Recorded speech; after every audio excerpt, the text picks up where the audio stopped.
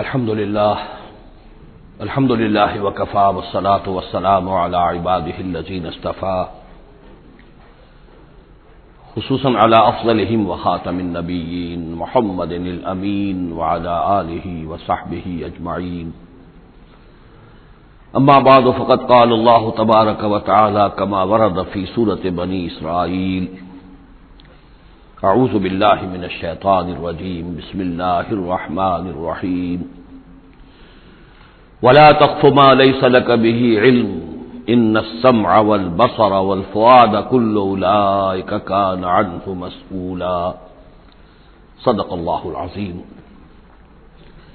رب اشرح لي صدري ويسر لي أمري واحلل عقدة من لساني يفقهوا قولي. اللهم ربنا ألهمنا رشدنا واعذنا من شرور أنفسنا. اللهم أرنا الحق حقا وارزقنا اتباعه وأرنا الباطل باطلا وارزقنا اجتنابه. اللهم وفقنا لما تحب وترضى. آمین یا رب العالمین. سورہ بنی اسرائیل کے تیسرے اور چوتھے رکوع کی 18 آیات میں جیسے کہ میں عرض کر چکا ہوں، حبر الامہ حضرت عبداللہ ابن عباس رضی اللہ تعالی عنہما کے قول کے مطابق تورات کی تعلیمات کا نچوڑ اللہ تعالی نے دے دیا ہے. So to say, this is the Quranic version of the 10 commandments of Torah. ذہن میں تازہ کر لیجئے، سب سے پہلی ہدایت: مت پوجو کسی کو سوائے اللہ کے، بندگی پرستش صرف اللہ کی. دوسری ہدایت: والدین کے ساتھ حسن سلوک. اور اس موضوع پر یہ قرآن مجید کا ذروۂ سنام ہے.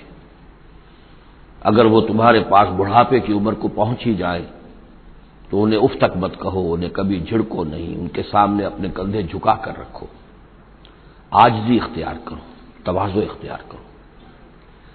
ہاں یہ کہ اگر کسی وقت کوئی بات ان کی رد کرنی ہی پڑے جبکہ تمہارے دل میں کوئی میل نہ ہو، سرکشی نہ ہو، تو اللہ تعالیٰ جانتا ہے تمہارے دلوں کی حالت کو، اللہ معاف فرمائے گا.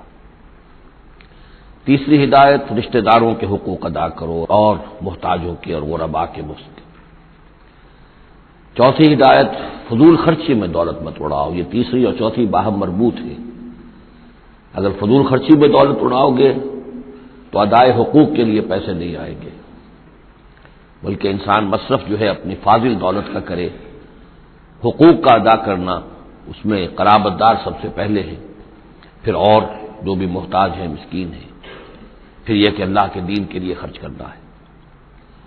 اس میں پھر مزید ہدایت کہ اگر کسی وقت تمہاری اپنی حالت ایسی نہ ہو کہ کسی کے ساتھ تعاون کر سکو، تب بھی یہ ہے کہ بات نرم کرو، معذرت کرو بڑے اچھے انداز میں. اسی سلسلے میں مزید ہدایت کہ ان صدقات اور خیرات کے معاملے میں بھی انتہا پسندی نہیں ہونی چاہیے. نہ یہ ہو کہ آدمی بخیل ہو جائے اور ہاتھ اپنی گردن سے باندھ لے کہ کوئی پیسہ نکلے ہی نہ یہ کہ اپنے دونوں ہاتھ کھلے چھوڑ دے تو پھر یہ کہ اسے بعد میں پچھتانا پڑے.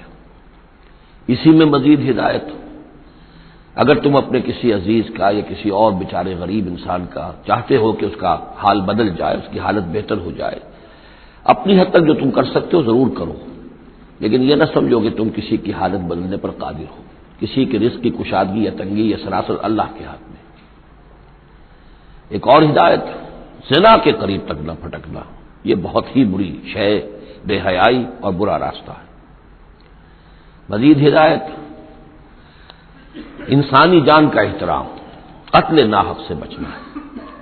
اور جو شخص ناحق قتل کر دیا جائے اس کے ورثاء کو ہم ایک اختیار دیتے ہیں، ان کے ہاتھ میں اختیار ہوتا ہے کہ قاتل کو معاف کریں یا قاتل سے جان کے بدلہ جان جو ہے اس کی لیں.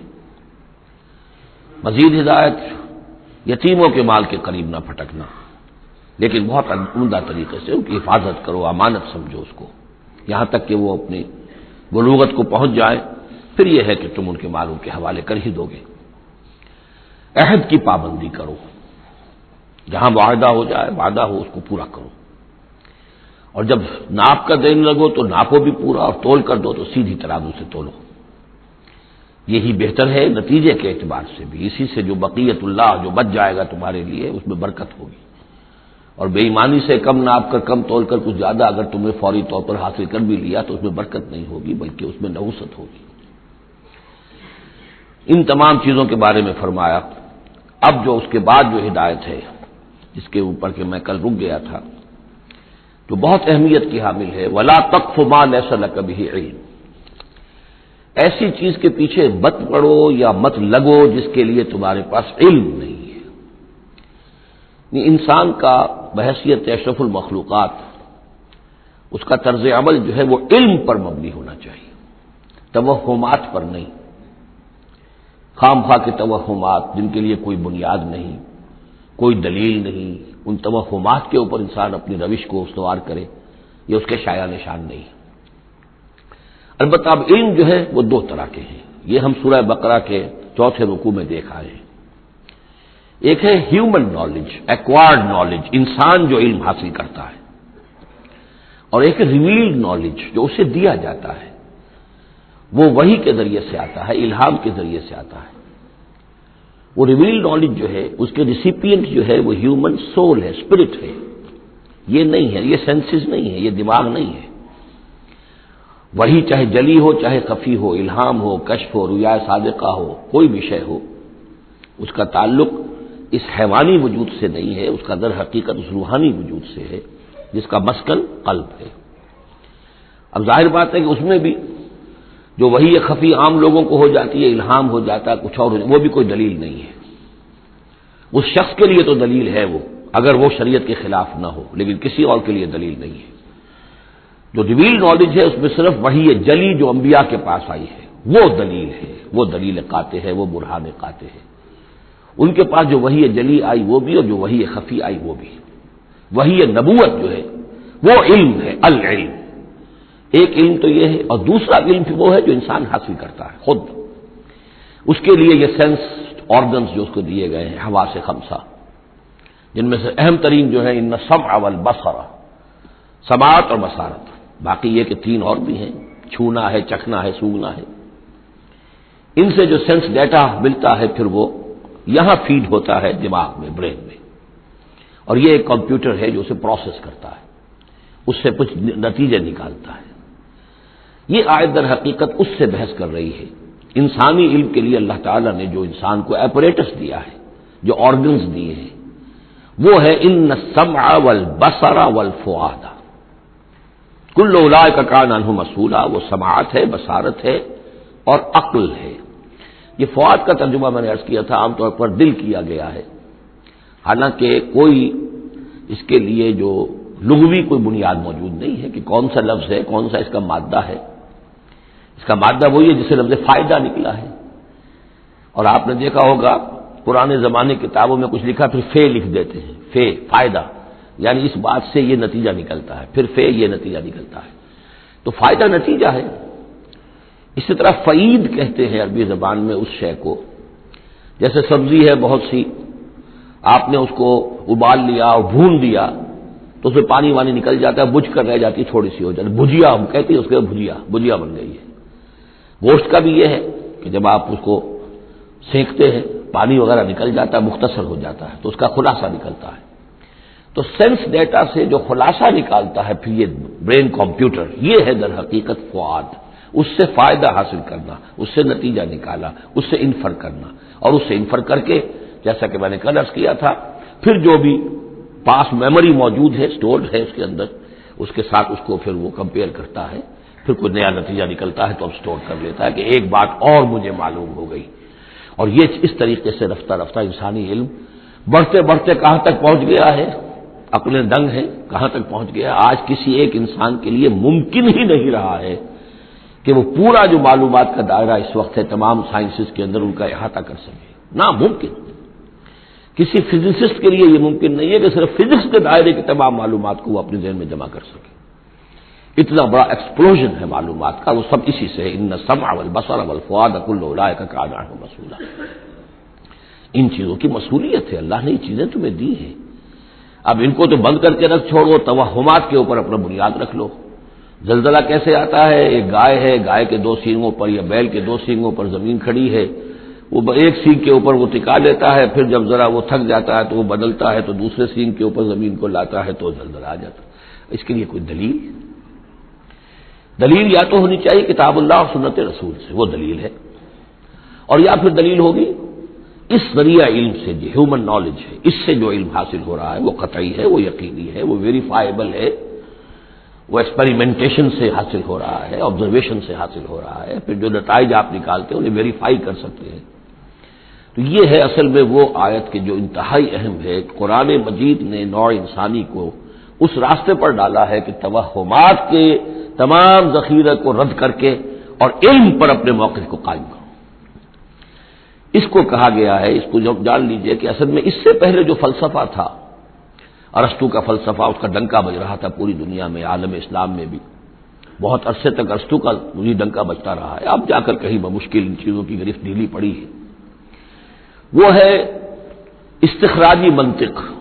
معلومات کا دائرہ بہت کم تھا، جو بھی معلومات تھی اس میں سے وہ نکالتے جا رہے ہیں، نتیجے نکال رہے ہیں، اسی میں سے وہ بال کے کھال اتار کر استخراجی ڈیڈکٹیو لاجک۔ قرآن نے آ کر انڈکشن،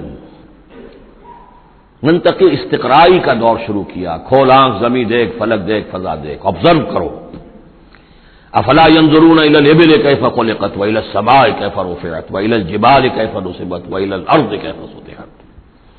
دیکھو زمین کو، آسمان کو دیکھو، یہ تمام فینومینا آف نیچر اللہ کی نشانیاں، آیات ہیں۔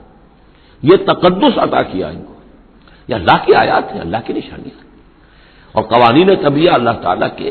ٹھیک ہے، اس بانی میں تو ہم مانتے ہیں کہ اللہ جب چاہے ان کو توڑ دے، لیکن روز تو وہ ٹوٹتے نہیں ہیں۔ اتنے محکم قوانین ہیں یہ، اگر یہ محکم قوانین نہ ہوتی، سائنس پاسبل ہی نہ ہوتی، ٹیکنالوجی ممکن ہی نہ ہوتی۔ کبھی کوئی قانون ہو جاتا حرکت کا، کبھی قانون حرکت کا بدل جاتا، تو پھر کیسے کوئی آپ مشین بناتے، کیسے کوئی ٹیکنالوجی ممکن نہیں تھی۔ These laws of nature, physical laws, وہ بہت مضبوط ہے، اللہ کے بنائے ہوئے۔ ہاں، اللہ سے بالا تر نہیں ہے، یہ نہیں ہے کہ اللہ بھی پابند ہو گیا انہیں کا۔ ظاہر بات ہے کہ سمندر ایک ہی دفعہ پھٹا ہے، حضرت موسیٰ علیہ السلام کے لیے معجزے کے طور پر روز روز تو نہیں پھٹتا سمندر۔ آگ نے ایک ہی مرتبہ جلانے سے انکار کیا ہے حضرت ابراہیم علیہ السلام کو، باقی روز روز تو نہیں۔ تو یہ چیزیں شاذ ہوتی ہیں، لیکن یہ معجزے کو ہم مانتے ہیں، اللہ تعالیٰ جب چاہے اپنے قوانین کو توڑ دے، لیکن یہ قوانین روز روز نہیں ٹوٹتے، یہ قوانین جو ہے مستقل ہے، دائم ہے، اور انہی کے ذریعے سے یہ پاسبل ہے سائنس۔ تو در حقیقت علامہ اقبال کا ایک بہت اہم نظریہ ہے جس کی طرف میں توجہ دلانا چاہتا ہوں۔ انہوں نے اپنے خطبات میں یہ بات کہی ہے، The inner core of the present Western civilization is Quranic۔ اس موجودہ مغربی تہذیب کی بھی جو انر کور ہے، اس کا جو خالص اندرونی جو اس کا محور ہے، وہ خالص قرآنی ہے، کیونکہ یہ سائنس پر قائم ہے۔ اور قرآن نے جو ہے اسی طرف توجہ دلائی ہے۔ توہمات کو ایک طرف رکھو، یہ سب آکلٹ سائنسز وغیرہ جو ہیں، ان سے بھی ہمارے ہاں بڑی سخت جو ہے اسے بیزاری کا اظہار ہے۔ یہ نجومی بیٹھے ہوئے ہیں، یا لکیریں دیکھی جا رہی ہے، یہ سائنس آف نمبرز ہے، آکلٹ سائنس قطع نہیں، یہ سائنسز نہیں ہے، کوئی توجہ مت کرو۔ ولا تقف ما ليس لك به علم، اور العلم علمان، علم دو ہی طرح کا ہے، یا پھر وہ صحیح جو اللہ نے جو اپریٹس دیا تھا حضرت آدم علیہ السلام کے اندر ودیت کر دیا تھا، علم الاسماء، اسی کے ذریعے سے ایکسفولیشن ہو رہی ہے اس اپریٹس کے ذریعے سے، اور علم پھیلتا چلا جا رہا ہے، یا وہ علم ہے اور یا پھر وہ علم ہے۔ فَإِمَّا يَأْتِيَنَّكُم مِّنِّي هُدًى فَمَن تَبِعَ هُدَايَ فَلَا خَوْفٌ عَلَيْهِمْ وَلَا هُمْ يَحْزَنُونَ۔ یورپ کی تباہی کا سبب یہ ہوا کہ اس نے دوسرے علم سے نگاہیں بند کر لی، وہی کی سے اپنا سلسلہ توڑ لیا، صرف اس علم کے اوپر رہ گیا۔ تو یہ گویا کہ دو آنکھوں میں سے اللہ نے جو دی تھی انسان کو، ایک یہ ایکوائرڈ نالج کی آنکھ اور ایک ریویل نالج کی آنکھ، وہ ریویل نالج کی آنکھ بند کر لی، اس سے اس نے دجالیت کی شکل اختیار کر لی ہے۔ ورنہ خود اپنی جگہ پر یہ ایکوائرڈ نالج، یہ علم الاسماء، یہ اللہ کا عطا کردہ ہے، اس میں فی نفسہ کوئی خرابی نہیں ہے، صرف یہ کہ دوسری طرف سے بے توجہ ہو گئی، اس نے اس کے اندر جو نتیجے کے اعتبار سے خرابی پیدا کر دی۔ ولا تقف ما ليس لك به علم ان السمع والبصر والفؤاد كل اولئك كان عنه مسؤولا ولا تمشي في الارض مرحا، اور زمین میں اکڑ کر مت چلو، انك لن تخرق الارض، کتنے ہی اکڑ کر چلو اور کتنے پاؤں مارو زمین پر، تم زمین کو پھاڑ نہیں سکو گے۔ ولن تبلغ الجبال طولا، اور نہیں پہنچ سکو گے پہاڑوں تک اونچائی میں، گردن کتنی اکڑا لو، کتنا اونچا کر لو، اوپر ترا بھی چڑھا لو، کہاں تک چڑھاؤ گے؟ کل ذالک کان سیئہ عند ربک مکروہا، یہ جو ساری باتیں ہیں اس میں جو برائی ہے وہ تیرے رب کو بہت ناپسند ہے۔ اب اس میں ڈونٹس بھی آئے ہیں، ڈوز بھی آئے ہیں، یہ کرو یہ نہ کرو، یہ کرو یہ نہ کرو۔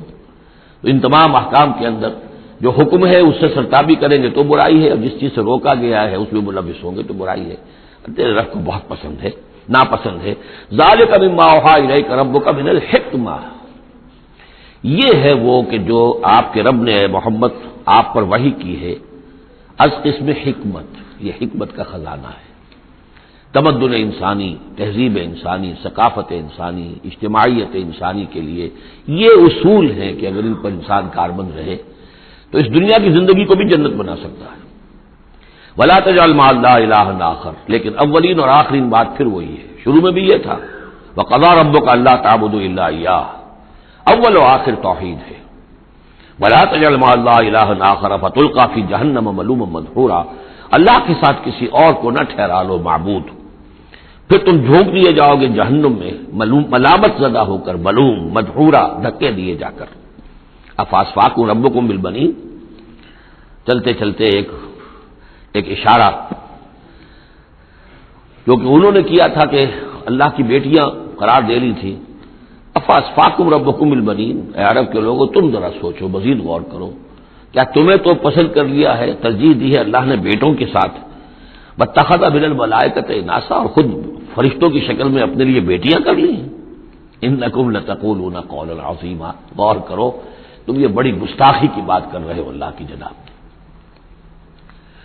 وَلَقَدْ صَرَّفْنَا فِي هَذَا الْقُرْآنِ لِيَذَّكَّرُوا، اس سورہ مبارکہ کے بارے میں ایک بات نوٹ کر لیجئے گا کہ اس میں قرآن حکیم میں حجم کے اعتبار سے جتنی مرتبہ اس صورت میں قرآن کا لفظ آیا ہے، قرآن کا ذکر ہے، تانا بانا معلوم ہوتا ہے قرآن ہی سے ہے، قرآن سے متعلق۔ پہلے رکوع میں تھا ان هذا القرآن يهدي للتي هي اقوم ويبشر المؤمنين الذين يعملون الصالحات ان لهم اجرا كبيرا، تو اب اسی طریقے سے آپ دیکھیں گے بار بار قرآن کا ذکر آئے گا۔ وَلَقَدْ صَرَّفْنَا فِي هَذَا الْقُرْآنِ لِيَذَّكَّرُوا، ہم نے تو اس قرآن کے اندر اپنی آیات کو تصریف گردش کے اندر رکھا ہے، مختلف اسلوبوں سے بیان کیا ہے تاکہ یہ سوچیں، غور کریں، سبق حاصل کریں۔ وما یزیدہم الا نفورا، ان بدبختوں کی بدبختی یہ ہے کہ ان کے اندر اضافہ ہو رہا ہے نفرت کے اندر، بھاگ ہی رہے ہیں، دور ہی ہو رہے ہیں۔ قل لو کان معہ آلہۃ کما یقولون، اے نبی ان سے کہیے کہ اگر اللہ کے ساتھ اور بھی آلہہ ہوتے جیسے کہ یہ کہہ رہے ہیں، اذا لابتغوا الی ذی العرش سبیلا، تو وہ بھی تو ذی العرش کی طرف کوئی راستہ تلاش کرتے، یعنی یہ کہ اگر کوئی اور الہہ ہوتے تو کیا ان کے دل میں یہ تمنا نہ ہوتی کہ سب سے بڑا الہ میں کیوں نہ بنوں؟ راجے مہاراجے چھوٹے ہوتے ہیں، بڑا مہاراجا چھوٹے راجے، چھوٹے راجوں کے اندر پھر وہ امنگ پیدا ہوتی ہے کہ نہیں ہوتی کہ کیوں نہ میں ہی مہاراجا بنوں؟ ایک شہنشاہ ہے، اس کے تحت بہت سے لوگ ہیں، نواب ہیں، گورنر ہیں، تو کیا تم دیکھتے نہیں بسا اوقات گورنر جو ہے وہ سرکشی کرتا ہے اور وہ چاہتا ہے کہ خود وہ بادشاہ بنے، اس کے بھی تو دو ہاتھ دو پاؤں ہیں، کیا ہے اس کے پاس؟ تو وہ چاہتے ہیں کہ کوئی نہ کوئی صورت اختیار کریں کہ وہ بغاوت کریں، اور اس دنیا کے اندر پھر امن اور سکون اور چین، اس کائنات کے اندر نظم کیسے قائم رہتا؟ سبحانہ و تعالی، بہت پاک ہے وہ، بہت بلند و برتر ہے، اما یقولون، ان باتوں سے جو یہ کہہ رہے ہیں، علوا کبیرا، اور اس کی بلندی بہت بلند ہے۔ تسبح له السماوات السبع والارض، اس کی تسبیح میں لگے ہوئے ہیں ساتوں آسمان اور زمین، ومن فیہن، اور جو بھی ان میں ہے۔ یہ تسبیح قولی بھی ہو سکتی ہے، اس لیے کہ اس میں آگے آ جائے گا ولکن لا تفقہون تسبیحہم، تم اس کی تسبیح کو نہیں جان سکتے، سمجھ نہیں سکتے۔ ہر شے کو اللہ نے زبان دے رکھی ہے، جیسے حامد سجدہ میں ہم پڑھیں گے انطقنا اللہ الذی انطق کل شیء، ہر شے کی کوئی زبان ہے اور وہ اپنی زبان سے اللہ کی تسبیح کر رہی ہے۔ لیکن ایک چیز ہماری سمجھ میں بھی آتی ہے کہ ہر شے اپنے وجود سے گویا کہ اعلان کر رہی ہے کہ میرا صانع، میرا مالک، میرا خالق وہ ہر عیب سے پاک ہے، وہ اپنے وجود سے۔ جب تصویر جو ہے وہ مصور کے کمال فن پر گواہی دیتی ہے، میرا بنانے والا بڑا کامل فنکار ہے، تصویر گویا کہ اپنے مصور کی عظمت کا اظہار کر رہی ہے، تو اس کائنات کی ہر شے گویا کہ زبان حال سے اللہ کی تسبیح کر رہی ہے۔ وَإِن مِّن شَيْءٍ لَّا يُسَبِّحُ بِحَمْدِهِ، کوئی شے نہیں ہے مگر یہ کوئی تسبیح کرتی ہے اللہ کے حمد کے ساتھ، وَلَٰكِن لَّا تَفْقَهُونَ تَسْبِيحَهُمْ، لیکن تم اس کی تسبیح کو سمجھ نہیں سکتے۔ إِنَّهُ كَانَ حَلِيمًا غَفُورًا، یقینا اللہ حلیم ہے، تحمل والا ہے، فوراً نہیں پکڑتا، غفور ہے، بخشنے والا ہے۔ وَإِذَا قَرَأْتَ الْقُرْآنَ، پھر دیکھیے قرآن کا تذکرہ ہے۔ اے نبی جب آپ قرآن پڑھ کر انہیں سناتے ہیں، جعلنا بینک وبین الذین لا یؤمنون بالآخرۃ حجابا مستورا، تو ہم آپ کے اور ان لوگوں کے مابین کے جو آخرت پر یقین نہیں رکھتے، ایمان نہیں رکھتے، ایک غیر مرئی پردہ حائل کر دیتے ہیں۔ پردہ حائل کیوں ہوا ہے؟ کیونکہ وہ آخرت کو مانتے ہی نہیں، تو متوجہ ہے ہی نہیں، سنجیدگی ہے ہی نہیں، لاؤبالیانہ پن ہے، بابر وحش کوش کے عالم دوبارہ نہیں، اس تو توجہ سے کاہے کو سنیں گے؟ لیکن اس کو اللہ تعالیٰ اپنی طرف تعبیر کر رہے ہیں، اس قانون فطرت کے مطابق چونکہ ہے، ہم ڈال دیتے ہیں ان کے اور آپ کے مابین ایک غیر مرئی پردہ۔ نتیجہ کیا نکلتا ہے؟ وہ جعلنا علی قلوبہم اکنۃ، ان کے دلوں کے اوپر بھی ہم غلاف چڑھا دیتے ہیں، پردے ڈال دیتے ہیں، یفقہوہ کہ وہ اسے سمجھ نہ پائیں، وفی آذانہم وقرا، ان کے کانوں کے اندر ثقل پیدا کر دیتے ہیں۔ وَإِذَا ذَكَرْتَ رَبَّكَ فِي الْقُرْآنِ وَحْدَهُ، اور جب آپ قرآن مجید میں اپنے پروردگار کا ذکر کرتے ہیں توحید کے ساتھ، اکیلے اسی کا، وَلَّوْا عَلَىٰ أَدْبَارِهِمْ نُفُورًا، تو وہ اپنی پیٹھیں موڑ کر چل دیتے ہیں بدک کر کے، یہ کیا ایک ہی اللہ، ایک ہی اللہ، ایک ہی اللہ کی رٹ لگا رکھی انہوں نے، اور والہا بھی تو ہیں، آخر ان کا بھی کچھ ذکر کریں، کبھی ان کا بھی بارے ان کا بھی بیان ہو جائے، لیکن نہیں، یہ تو ایک ہی اللہ کی رٹ لگاتے ہیں، تو وہ بالکل بدک کر چلے جاتے ہیں۔ نحن اعلم بما یستمعون به اذ یستمعون الیک، اور جب اے نبی یہ آتے ہیں آپ کے پاس اور توجہ سے بیٹھ کر سنتے ہیں تو ہمیں خوب معلوم ہے یہ کیا سنتے ہیں۔ میں عرض کر چکا ہوں اس کا پس منظر کہ وہ اپنے عوام پر یہ اثر ڈالنے کے لیے کہ یہ لوگ تو بڑے مخلص ہیں، سمجھنا چاہتے ہیں، پھر ہمارے ذہین ہے، انٹیلیجنسیا ہے ہمارا، یہ ہمارا ایلیٹ ہے، تو یہ جا کر سوچتے ہیں پھر آخر کوئی بات نہیں ہوگی محمد کے پاس کہ یہ لوگ جو ہیں پھر خالی ہاتھ واپس آتے ہیں۔ ہمیں خوب معلوم ہے جو یہ سننے کے لیے آتے ہیں آپ کے پاس تو کیا سننے آتے ہیں۔ وَإِذْ هُمْ نَجْوَىٰ، اور پھر جب یہ علیحدہ ہوتے ہیں، سرگوشیاں کر رہے ہوتے ہیں، اِذْ يَقُولُ الظَّالِمُونَ، اور پھر یہ ایک دوسرے سے کہتے ہیں یہ ظالم، اِن تَتَّبِعُونَ إِلَّا رَجُلًا مَسْحُورًا، تم نہیں پیروی کر رہے ہو مگر ایک سحر زدہ شخص کی، یعنی ان میں سے کسی کے دل میں کوئی بات پیدا ہونی بھی لگتی ہے کہ نہیں بھائی آج تو جو بات کی ہے محمد نے صلی اللہ علیہ وسلم بڑی وزنی بات ہے، اس پر تو سنجیدگی سے غور کرنا ہوگا۔ اب ان کے کان کھڑے ہوئے کہ معلوم ہوتا ہے کہ اس پر تو ہمارے اس دوست اور ساتھی کے اوپر تو محمد کا داؤ چل گیا صلی اللہ علیہ وسلم، لہذا پھر اس کو سمجھاتے نہیں بھائی ایک سحر زدہ آدمی ہے، مشہور انسان ہے، کہاں اس کی باتوں پر سنجیدگی سے غور کر رہے ہو۔ انظر کیف ضربوا لک الامثال، دیکھیے اے نبی کیسی مثالیں وہ آپ کے لیے بیان کرتے ہیں، سحر زدہ، مسحور، کبھی ساحر، کبھی مسحور، کبھی شاعر، کبھی مجنون، یعنی کوئی ایک رائے بھی ان کی نہیں آپ کے بارے میں بن رہی ہے۔ فضلوا، اب وہ بھٹک گئے ہیں، فلا یستطیعون سبیلا، اور اب یہ راہ یاب نہیں ہو سکیں گے۔ وقالوا اذا كنا عظاما ورفاتا، اور وہ کہتے ہیں کہ کیا جب کہ ہم ہڈیاں ہو جائیں گی اور چورا چورا ہو جائیں گی ہماری ہڈیاں بھی، ہمارا گوشت گل سڑ کر جو ہے راکھ ہو جائے گا، انا لمبعوثون خلقا جدیدا، کیا کہہ رہے ہیں محمد صلی اللہ علیہ وسلم، کیا پھر ہمیں اٹھا لیا جائے گا ایک نئی زندگی، ایک نئی تخلیق؟ گویا کہ انہیں یہ بہت محال معلوم ہوتا ہے، ناممکن ہے۔ قل کونوا حجارۃ او حدیدا، اے نبی ان سے کہیے کہ تم تو ہڈیوں کی بات کر رہے ہو اور مٹی کی بات کر رہے ہو، خواہ تم پتھر بن جاؤ، لوہا بن جاؤ، او خلقا مما یکبر فی صدورکم، یا اس سے بھی زیادہ کوئی سخت چیز جو تمہارے دلوں میں ذہن میں ہو، تمہارے اس کا تصور کر سکتے ہو، وہ بن جاؤ، تب بھی اللہ اٹھا لے گا۔ فسیقولون من یعیدنا، پھر وہ کہیں گے اچھا کون ہمیں اٹھائے گا دوبارہ، کون ہمیں دوبارہ پیدا کرے گا؟ قل الذی فطرکم اول مرہ، کہیے وہ جس نے تمہیں پہلی مرتبہ پیدا کیا۔ فسینغضون الیک رؤوسہم، تو پھر وہ آپ کے سامنے ذرا اپنے سرکوں کو مٹکائیں گے، سروں کو، ہاں ٹھیک ہے، لیکن ویقولون متى، کب ہوگا ایسا بتائیے؟ قل عسى ان يكون قریبا، کہہ دیجیے ہو سکتا ہے قریبی آئی ہوئی تمہاری شامت جو ہے ہو سکتا ہے دور نہ۔ یوم یدعوکم فتستجیبون بحمدہ، جس دن کہ وہ تمہیں پکارے گا جب تم اپنی قبروں میں ہوگے یا گلے سڑے ہوئے ہڈیوں کی شکل میں ہوگے، لیکن تم چلے آؤ گے اس کی پکار پر لبیک کہتے ہوئے، بحمدہ، اس کی حمد کرتے ہوئے، وتظنون ان لبثتم الا قلیلا، اور تم گمان کرو گے کہ نہیں رہے ہم مگر بہت تھوڑا سا عرصہ دنیا میں بھی، اور یہ پورا عالم برزخ جو ہے یہ بھی کوئی تھوڑا سا ہی عرصہ تھا جو ہم گزار کر آئے۔ وقل لعبادی یقولوا التی ہی احسن، اے نبی میرے بندوں سے کہہ دیجئے، اب یہ عبادی کون ہے؟ اہل ایمان، بجائے یا ایھا الذین آمنوا کہنے کے قل لعبادی، میرے بندوں سے کہہ دیجئے، یقولوا التی ہی احسن، وہ بات کیا کرے عمدہ، مطلب یہ ان کی طرف سے کوئی تلخی کی بات نہیں ہونی چاہیے۔ اب ان لوگوں کے آباء و اجداد سے بنے ہوئے ان کے خیالات ہیں، عقائد ہیں، ان کی ریتیں ہیں، ان کی رسمیں ہیں، ان کی حمیت ہے، ان کی غیرت ہے، عوام میں جہالت ہے، ان کے چودھریوں میں اپنے مفادات، اپنی حیثیت، اس کا احساس ہے۔ لہذا یہ تمام رکاوٹیں جو ان لوگوں کے راستے میں حائل ہیں ان کا خیال کریں تو اپنا جو داعی جو ہے اس کے اندر تحمل ہونا چاہیے، حلم ہونا چاہیے، داعی کہیں مشتعل نہ ہو۔ قل لعبادی یقولوا التی ہی احسن، انہیں بات کرنی چاہیے عمدہ۔ ان الشیطان یلدغ بینہم، یقین شیطان تو چاہے گا کہ ان کے درمیان کوئی لڑائی شروع کرا دے، ہاتھا پائی شروع کرا دے۔ ان الشیطان کان للانسان عدوا مبینا، یقیناً شیطان جو ہے وہ تو انسان کا کھلا دشمن ہے ہی۔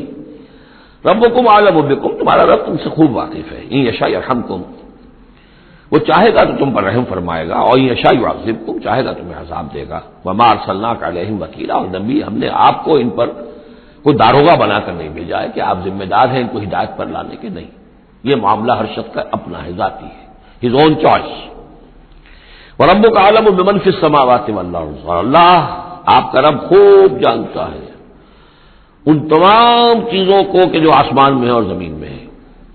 وَلَقَدْ فَضَّلْنَا بَعْضَ النَّبِيِّينَ عَلَىٰ بَعْضٍ، اور ہم نے بعض انبیاء کو بعض انبیاء پر فضیلت دی ہے۔ اب چونکہ یہ مسئلہ وہی ہے، آخری دور ہے مکے کا، اور وہ خبریں پہنچ چکی ہیں، اور یہ صورت ہی بنی اسرائیل کے تاریخ سے شروع ہو رہی ہے، تو اب ظاہر بات ہے کہ ایک مسئلہ اٹھ کھڑا ہوگا کہ آیا موسیٰ افضل ہے یا محمد افضل ہے، یا یہ کہ عیسیٰ افضل ہے یا محمد افضل ہے صلی اللہ علیہ وسلم علیہ الصلوۃ والسلام۔ تو یہاں پر مسلمانوں کو اس دعوت اور تبلیغ کے جو تقاضے ہیں ان کے حوالے سے اس بحث میں تم نہ پڑو۔ اگر اس بات کو تم زیادہ زور دو گے ان میں حمیت پیدا ہو جائے گی، جیسے ہمارے ہاں وہ کھڑے ہو کر الاپتے ہیں سارے نبیوں سے افضل ہمارا نبی۔ ٹھیک ہے، وہ ہے افضل، لیکن خود انہوں نے کہا ہے کہ مجھے یونس ابن متہ پر بھی فضیلت مت دو۔ حضور کے صریح حکم کی خلاف ورزی کرتے ہیں جو یہ کہتے ہیں افضل، اس میں کوئی شک نہیں، لیکن یہ کہ اس افضلیت کا اس طریقے کا چرچا کرنا جو ہے اس سے دوسروں کے اندر ایک جو ہے منفی کیفیات پیدا ہوتی ہیں۔ تو اس حوالے سے حضور کی حدیث ہے یہ، مجھے یونس ابن متہ پر بھی فضیلت مت دو۔ یونس وہ ہیں رسولوں میں سے ایک ہی رسول ہیں دنیا میں جنہیں کچھ اللہ نے سزا دی ہے، پکڑ ہوئی ہے، اور کسی کا معاملہ نہیں۔ یہ سورہ یونس میں ہم دیکھا ہے، تو آپ نے فرمایا مجھے یونس پر بھی فضیلت مت دو، اس لیے کہ اس بات میں مت پڑھو۔ وَلَقَدْ فَضَّلْنَا بَعْضَ النَّبِيِّينَ عَلَىٰ بَعْضٍ، ہم نے بعض انبیاء کو بعض انبیاء پر فضیلت دی ہے، بس اصولی بات ہے۔ تِلْكَ الرُّسُلُ فَضَّلْنَا بَعْضَهُمْ عَلَىٰ بَعْضٍ۔ اب یہاں دیکھیے خاص طور پر پھر ان کے نبی کا ذکر کیا جا رہا ہے، وَآتَيْنَا دَاوُودَ زَبُورًا، ہم نے داؤد کو زبور عطا کی تھی۔ ہم ان انبیاء اور رسل کے جو عظمتیں ہیں، ان کے جو مقامات ہیں، ان کے اعتراف میں، ان کے اعلان میں ہمیں کوئی باک نہیں، ہمیں کوئی جھجک نہیں۔ قُلِ ادْعُوا الَّذِينَ زَعَمْتُم مِّن دُونِهِ، کہیے ان سے کہ پکارو انہیں جنہیں تم سمجھتے ہو کہ اللہ کے سوا کوئی معبود ہے، کوئی کار مختار وہ بھی ہیں۔ فَلَا يَمْلِكُونَ كَشْفَ الضُّرِّ عَنكُمْ وَلَا تَحْوِيلًا، تو انہیں کوئی اختیار حاصل نہیں ہے نہ تو تم سے کوئی تکلیف دور کرنے کا اور نہ ہی کوئی حالت کو بدل دینے کا۔ اولئک الذین یدعون، وہ ہستیاں جنہیں یہ پکار رہے ہیں۔ پکارنے والوں میں دیکھیے کہ پکارنے میں ایک تو ایسے بھی تھے خیالی ہستیاں جن کا کوئی وجود ہی نہیں، من گھڑت، لیکن پکارے جانے والے انبیاء، اولیاء اللہ یا فرشتے یہ بھی تو ہو سکتے ہیں نا۔ لیکن اس عالم امر میں، اس عالم غیب میں ان کا حال کیا ہے جنہیں یہ پکار رہے ہیں؟ ہم کئی دفعہ دیکھا ہے انہیں پتہ بھی نہیں کہ ہمیں پکار رہے ہیں۔ قیامت کے دن وہ تو انکار کریں گے، ہمیں کوئی معلوم نہیں تھا کہ تم نے ہمارے ساتھ یہ گستاخیاں کی ہیں اور ہمیں شرمندگی کا سامان بن گئے ہو کہ اللہ تعالیٰ کے سامنے ہماری شرمندگی ہے کہ اللہ تعالیٰ کے ہاں پیش ہو رہے ہیں کہ ہمیں مد مقابل بنایا گیا اللہ کا۔ لہذا اولئک الذین یدعون یبتغون الی ربہم الوسیلۃ، اس عالم غیب میں وہ تو خود اللہ کے اپنے رب کے تقرب کے متلاشی ہیں۔ یہ وسیلہ کا لفظ آ چکا ہے اس سے پہلے، یبتغون الی ربہم الوسیلۃ ایہم اقرب، یعنی اس عالم امر میں بھی درجات ہیں، فرشتے ہیں، طبقہ اسفل کے فرشتے ہیں، پھر درجہ اعلیٰ کے فرشتے ہیں، پھر مقربین بارگاہ ہیں، پھر وہ جو ہے ملائے اعلیٰ جس کو کہا جاتا ہے، ملائکہ مقربین ہیں۔ تو ان کے اندر بھی ایک درجہ بندی ہے، اور وہ اس عالم کے اندر بھی جیسے یہاں اللہ کے بندے تقرب اللہ کی کوشش کر رہے ہیں، وہ وہاں پر وہ بھی اس عالم کے اندر، بس فرق تو یہی ہے کہ وہ ہماری نگاہوں سے اوجھل ہے۔ جب یبتغون الی ربہم الوسیلۃ ایہم اقرب، چاہتے ہیں کہ اور آگے بڑھے اور قرب ہو جائے، ایک دوسرے سے آگے نکل جائیں۔ وَيَرْجُونَ رَحْمَتَهُ، اس کی رحمت کے امیدوار ہیں، وَيَخَافُونَ عَذَابَهُ، اور اس کے عذاب سے ڈرتے رہتے ہیں. ان عذاب ربک کان محذورا، واقعہ یہ ہے کہ آپ کے رب کا عذاب جو ہے واقعتاً ایسی شے ہے جس سے ڈرتے رہنا چاہیے. وَإِن مِّن قَرْيَةٍ إِلَّا نَحْنُ مُهْلِكُوهَا قَبْلَ يَوْمِ الْقِيَامَةِ أَوْ مُعَذِّبُوهَا عَذَابًا شَدِيدًا، اور نہیں ہے کوئی بستی مگر یہ کہ ہم اسے ہلاک کر کے رہیں گے قیامت کے دن سے قبل، یا عذاب دیں گے اسے بہت ہی شدید عذاب. اس آیت کو جوڑ لیجیے گا چونکہ یہ جوڑا ہے یہ سورت اور یہ سورہ کہف. لِيُنذِرَ بَأْسًا شَدِيدًا مِّن لَّدُنْهُ، بہت بڑی جنگ اور بہت بڑی تباہی جو آنے والی ہے قیامت سے قبل، اس کی طرف اشارہ ہے کہ یہ جو آج کل جو بھی تصور کر سکتے ہیں کہ ایٹمک جنگ اگر ہو جائے تو کیا ہوگا دنیا میں، نیوکلیئر وار ہو اور کسی بھی وہ چھڑ سکتی ہے.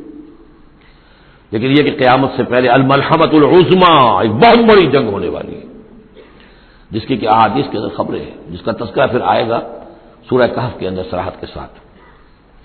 تو کوئی بستی ایسی نہیں ہے قیامت سے پہلے وہ عذاب آئے گا.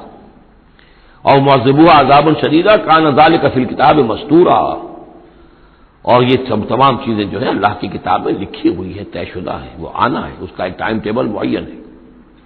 وما منعنا ان نرسل بالآیات، اور ہمیں نہیں روکا اس سے کہ ہم آیات بھیجیں. اب وہ مسئلہ چھڑ رہا ہے دوبارہ جو سورہ انعام سے چل رہا ہے کہ نشانی کیوں نہیں دکھاتے، حصے نشانی، کوئی معجزہ.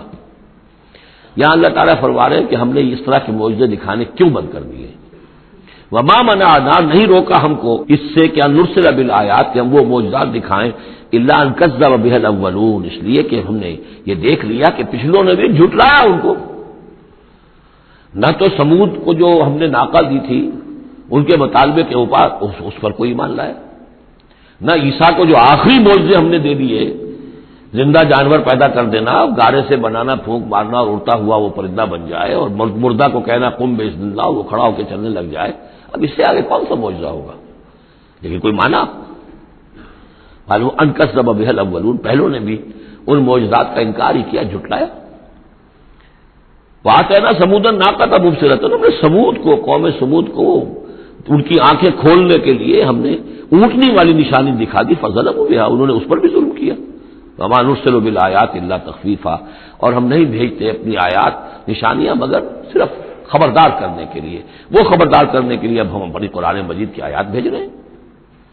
وَإِذْ قُلْنَا لَكَ إِنَّ رَبَّكَ أَحَاطَ بِالنَّاسِ، اور جب ہم یہ کہتے ہیں کہ آپ کے رب نے تو لوگوں کا احاطہ کیا ہوا ہے، تب بھی یہ کہتے ہیں اس کا کیا مطلب ہے؟ کہاں ہے اللہ؟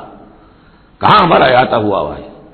ظاہر بات ہے کہ یہ مسئلہ ہے جو سمجھیے فلسفے کے مشکل ترین مسائل میں سے ہے.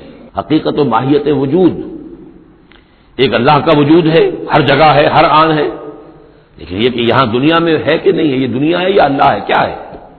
اب یہ سمجھ میں آنے والی بات نہیں ہے. اسی لیے کچھ لوگوں نے اس کو ہماوست سب قاضی کائنات جو ہے خدا ہی ہے، خدا ہی نے یہ روپ دھار لیا ہے. جیسے انسانوں کا روپ دھار لیتا ہے وہ اوتار کی شکل میں آ جاتا ہے، ایسے خدا نے اس کائنات کی شکل اختیار کر لی ہے. اس کو پینتھیزم کہتے ہیں انگریزی میں، ہماوست، سب خدا ہی ہے. یہ بہت بڑا کفر ہے، شرک ہے. تو کیسے سمجھے؟ بہت سی چیزیں ہیں جو انسان کی سمجھ سے بالاتر ہے. اللہ ہے کیسے ہے؟ کیا دنیا میں اللہ نہیں ہے تو اللہ کی ذات محدود ہو گئی؟ پوری یہ کائنات اس میں اللہ کا وجود ہی نہیں ہے تو اس کا مطلب یہ کہ اللہ تو پھر علیحدہ کہیں ایک محدود سی شخصیت ہو گئی جو کسی جگہ پر ہے. لیکن اللہ تو ایبسلیوٹ ایگزسٹنس ہے اس کی، کسی حدود اور قیود اور زمان اور مکان اور سمت ان سے تو باورا ہے. وراء الورا ثم وراء الورا. وما جعلنا الرؤيا التي أرادناك إلا فتنة للناس. اسی طریقے سے اب یہ مسائل گنوائے جا رہے ہیں کہ جو لوگوں کے لیے بڑے ان کا چونکہ ان کی طرف سے ان کا رد عمل جو ہے وہ صحیح نہیں ہوتا، لہذا اللہ تعالیٰ نے معجزے دکھانے بند کر دیے ہیں اور حضور کے بارے میں طے کر دیا کہ وہ معجزہ نہیں دکھائیں گے جس طرح کا معجزہ یہ مانگ رہے ہیں. اسی طرح ہم نے جو آپ کو مشاہدہ کرایا جس شب معراج کا، وما جعلنا الرؤيا التي، رؤیا یہاں خواب کے معنی میں نہیں ہے، جیسے رؤیت بصری ہے ہم دیکھ رہے ہیں، یہ بھی تو رؤیت ہی ہے. تو حضور کو باقاعدہ مشاہدہ کرایا التي اریناک کا، جو آپ کو دکھایا ہم نے، الا فتنة للناس، وہ بھی لوگوں کے لیے فتنہ بن گیا. لوگوں نے کہا کہ یہ تو معلوم ہوتا ہے کہ اب بالکل ہی ان کا دماغ چل گیا ہے، معاذ اللہ ثم معاذ اللہ. بہت خوش ہوئے تھے مشرکین مکہ، بہت خوش ہوئے. چلو جی چلیے اب ہماری مشکل حل ہو گئی، اب تو ہم تمام مسلمانوں کو باور کروا لیں گے کہ آج تک تم نہیں مانتے تھے، واقعتاً محمد کا دماغ چل گیا ہے صلی اللہ علیہ وسلم. وہ کہہ رہے ہیں میں راتوں رات بیت المقدس بھی ہو کے آ گیا ہوں اور میں آسمانوں کی سیر کر کے آ گیا ہوں. اب یہ بات ناقابل قیاس، کیسے انسان سمجھے، گمان نہیں کر سکتا۔ آج تو پھر بھی آپ سوچ سکتے ہیں کہ آج تو آپ کے پاس وہ ذرائع ہیں کہ چاند پر بھی آپ پہنچ گئے ہیں، لیکن یہ کہ آج سے آپ 1400 برس پہلے کے انسان کے بارے میں سوچئے، اسے بیت المقدس جانے کے اندر بھی جو ہے 15 دن لگتے تھے، تو کیسے وہ گیا اور گئے بھی اور آ بھی گئے رات ہی رات کے اندر۔ بڑے خوش ہو کر آئے حضرت ابوبکر کے پاس، ابوبکر سنا تمہارے ساتھی کیا کہہ رہے ہیں؟ کہ کیا کہہ رہے ہیں؟ وہ کہہ رہے ہیں میں رات کو بیت المقدس ہو کر آ گیا ہوں۔ ایک دفعہ ایک لمحہ توقف کیا، کیا واقعی کہہ رہے ہیں؟ ہاں ہاں کہہ رہے ہیں، چلو ہم تمہیں ملوا دیتے ہیں، ان سے کہلوا دیتے ہیں، چلو صحیح، اگر وہ کہہ رہے ہیں تو ٹھیک کہہ رہے ہیں، بس ختم۔ اس دن سے صدیق کا لقب، وہ کہہ رہے ہیں تو ٹھیک کہہ رہے ہیں۔ اور فرمایا جب میں یہ مانتا ہوں کہ آسمان سے روز ان کے پاس فرشتہ آتا ہے، تو اگر وہ آسمان ہوا ہے تو کون سی بڑی بات ہو گئی؟ اگر اللہ کا فرشتہ آسمان سے روز آتا ہے ان کے پاس، تو وہ آسمان تک ہو کے آ گئے تو کون سی بڑی بات ہوئی؟ وہ اگر کہہ رہے تو سچ کہہ رہے ہیں۔ مستند ہے ان کا فرمایا ہوا، وما جعلنا الرؤيا التي اريناك الا فتنة للناس، یہ بھی لوگوں کے لیے فتنہ بن گیا۔ وشجرة ملعونة في القرآن، اسی طرح ایک مثال ہے قرآن مجید میں زقوم کے درخت کا ذکر آتا ہے کہ وہ درخت جو ہے وہ عین جہنم کے اس کے تہ کے اندر اس کی جڑ ہوگی، وہاں سے وہ درخت کیسا ہوگا؟ آگ کے اندر درخت، ہاؤ از اٹ پاسبل؟ اب یہ زقوم کا یہ بھی ان کے لیے ایک فتنہ بن گیا۔ اب یہ چیزیں نہیں جانتے کہ اس عالم کا کہ جو فزیکل لاز ہے وہ اور ہوں گے، مختلف ہوں گے، اس آگ کی نوعیت اور ہے، وہ آگ یہ نہیں ہے، وہ آگ جو ہے اس کی حیثیت ہی کچھ اور ہے۔ تو فرمایا بس شجرۃ الملعونۃ فی القرآن، اور جس قرآن مجید میں جس ملعون شجر کا ذکر ہے، وَنُخَوِّفُهُمْ، کہ یہ ساری باتیں ہم انہیں بتاتے ہیں خبردار کرنے کے لیے، فما یزیدہم الا طغیانا کبیرا۔ اب یہ ان کی بدبختی ہے کہ ان تمام چیزوں سے ان کے اندر سرکشی ہی کے اندر اضافہ ہو رہا ہے، بڑھتے چلے جا رہے ہیں سرکشی میں۔ وَإِذْ قُلْنَا لِلْمَلَائِكَةِ اسْجُدُوا لِآدَمَ فَسَجَدُوا إِلَّا إِبْلِيسَ، اور یاد کرو جب کہ ہم نے کہا تھا فرشتوں سے کہ سجدہ کرو آدم کو، تو ان سب نے سجدہ کیا مگر ابلیس نے نہیں کیا۔ قَالَ أَسْجُدُ لِمَنْ خَلَقْتَ طِينًا، یہ چوتھی مرتبہ اب یہ آدم و ابلیس کا قصہ آ رہا ہے قرآن میں۔ اس نے کہا کیا میں اس کو سجدہ کروں جسے تو نے بنایا ہے گارے سے؟ قَالَ أَرَأَيْتَكَ هَذَا الَّذِي كَرَّمْتَ عَلَيَّ، مزید اس نے کہا کہ ذرا دیکھو، ذرا دیکھ پروردگار، یہ جو انسان آدم جس کو تو نے مجھ پر عزت دی ہے، مجھ سے بالا تر کر دیا، کرمت علیہ، لئن اخرتنی الی یوم القیامہ، اگر تو مجھے مہلت دے دے قیامت کے دن تک، لاحتنکن ذریتہ الا قلیلا، میں اس کی پوری نسل، اس کی ساری اولاد کو لگام دے دوں گا سوائے بہت تھوڑے سے لوگوں کے، ان کو گمراہ کر کے چھوڑوں گا۔ قال ذب فمن تبعک منہم فإن جہنم جزاؤکم جزاء موفورا، اللہ نے فرمایا جاؤ دفع ہو جاؤ، ٹھیک ہے، ان میں سے جو بھی آدم کی نسل میں سے جو بھی تیری پیروی کریں گے تو پھر تم سب کے لیے تمہارا بدلہ جہنم ہے، وافر بدلہ ہوگا تمہارے لیے، تمہارے گناہوں اور سرکشی کے لیے۔ واستفزز من استطاعت منہم، یہ لفظ آئے گا کئی بار، ذرا نوٹ کر لیجیے، فز کہتے ہیں عربی زبان میں بکری کا جو بچہ نوزائیدہ ابھی ہوتا ہے، جیسے کل بھی میں نے ذکر کیا تھا، وہ کھڑا ہوتا ہے تو ٹانگیں اس کی لڑکھڑا رہی ہوتی ہیں، تو اس طریقے سے یعنی اس طرح جب کہ کسی انسان کی ٹانگیں لڑکھڑا جائیں، اس کے اندر حوصلہ ختم ہو جائے، ہمت اس کا جواب دے رہی ہو، تو اس کے لیے پھر یہ محاورہ ہے یا کنایا ہے۔ واستفزز من استطاعت منہم، تو پھسلا لے ان کو، ان میں سے جس کو چاہے، بصوتک کا اپنی آواز سے، واجلب علیہم، اور چڑھا لا ان کے اوپر، بخیلک کا اپنے سواروں کو، ورجلک کا اپنے پیادوں کو، وشارکہم فی الاموال والاولاد، اور تجھے کھلی چھوٹ ہے ان کے ساتھ مشارکت کر، ساجھا کر مال میں اور اولاد میں، وعدہم، اور ان سے جو چاہے وعدے کر جھوٹے سچے، وما یعدہم الشیطان الا غرورا، لیکن نہیں وعدہ کرتا ان سے شیطان مگر دھوکے کے۔ ان عبادی لیس لک علیہم سلطان، میرے بندوں پر تجھے اختیار کوئی نہیں ہوگا، ورگلا لو جس طرح، سبز باغ دکھا لو جس طرح، جو چاہو وسوسہ اندازی کر لو، اس کا اختیار ہے، لیکن یہ اختیار نہیں ہے کہ میرے کسی بھی بندے کو تم زبردستی اس کی مرضی کے خلاف، اس کی مرضی کے بغیر گمراہی پر لے جاؤ۔ وَكَفَىٰ بِرَبِّكَ وَكِيلًا، اور کافی ہے تیرا رب ان کے لیے کارساز، جو اللہ کے بندے جو شیطان سے بچنا چاہیں۔ ربکم الذی یزجی لکم الفلک فی البحر، تمہارا رب وہ ہے جو چلاتا ہے کشتیوں کو سمندر میں یا دریا میں، لتبتغوا من فضلہ، تاکہ تم اس کے فضل کو حاصل کر سکو۔ انہ کان بکم رحیما، یقیناً وہ تم پر بہت ہی رحیم ہے اور شفیق ہے۔ وَإِذَا مَسَّكُمُ الضُّرُّ فِي الْبَحْرِ، یہ مضمون کئی دفعہ آ چکا ہے جب تمہیں تکلیف پہنچتی ہے سمندر میں، طوفان آتا ہے، موت نظر آتی ہے، ضل من تدعون الا یا تو سب گم ہو جاتے ہیں تم سے، بھول جاتے ہیں ان سب کو جن کو تم عام حالات میں پکارتے ہو، جن کو ڈنڈوت کرتے ہو اور جن کے سجدے کرتے ہو. فلما نجاکم الی البر، سوائے اللہ کے سب کو بھول جاتے ہو، صرف اللہ کو پکارتے ہو. پھر جب اللہ تعالیٰ تمہیں بچا کر نکال کر لے آتا ہے خشکی پر، آرس تم پھر اعراض کرتے ہو، پھر رخ موڑ لیتے ہو. وکان الانسان کفورا، یقین انسان بہت ناشکرا ہے. افامنتم ان یخسف بکم جانب البر، تو کیا تم اس سے ڈرتے نہیں کہ وہی اللہ تمہیں زمین میں خشکی میں بھی تو دھنسا سکتا ہے کہ نہیں؟ آسودہ ساحل تو ہے مگر شاید ہی تجھے معلوم نہیں، ساحل سے بھی موجیں اٹھتی ہیں، خاموش بھی طوفان ہوتے ہیں. کیا خشکی لوگ بڑھتے نہیں؟ وہاں جب تھے تو چیخ رہے تھے، چلا رہے تھے، اللہ کو پکار رہے تھے، خشکی پر آتے ہی اور اب تم بھول گئے اللہ کو. تو کیا اللہ یہاں تمہیں دھسا نہیں سکتا زمین میں؟ یخسف بکم جانب البر اور یرسل علیکم حاصبا، یا تم پر ایک ایسی تیز آندھی بھیج دے اس بر پر، خشکی پر، کہ جس میں پتھر ہو اور پتھراؤ ہو تمہارا اور تم ہلاک ہو جاؤ. ثم لا تجدوا لکم وکیلا، پھر تمہیں کوئی بچانے والا نہ ملے. ام امنتم ان یعیدکم فیہ تارۃ اخری، تو کیا تمہیں اس کا ڈر نہیں رہا کہ پھر کبھی دوبارہ اللہ تمہیں لے جائے اسی سمندر میں. فیرسل علیکم قاصفا من الریح، اور پھر ایک زوردار جھکڑ تمہارے اوپر چھوڑ دے. فیغرقکم بما کفرتم، تمہیں غرق کر دے تمہارے کفر کی پاداش میں. ثم لا تجدوا لکم علینا تبیعا، پھر تم ہمارا کوئی نہیں پاؤ گے کہ جو ہمارا تعاقب کر سکے، ہم سے بات پوچھ کر سکے کہ وہ فلاں لوگوں کے ساتھ یہ معاملہ کیوں کر دیا گیا. وَلَقَدْ كَرَّمْنَا بَنِي آدَمَ وَحَمَلْنَاهُمْ فِي الْبَرِّ وَالْبَحْرِ، یہ آیت بھی انسان کی، جیسا کہ میں نے بار عرض کیا ہے، جو بھی کریشن ہے اللہ کا، اس کا کلائمیکس انسان ہے.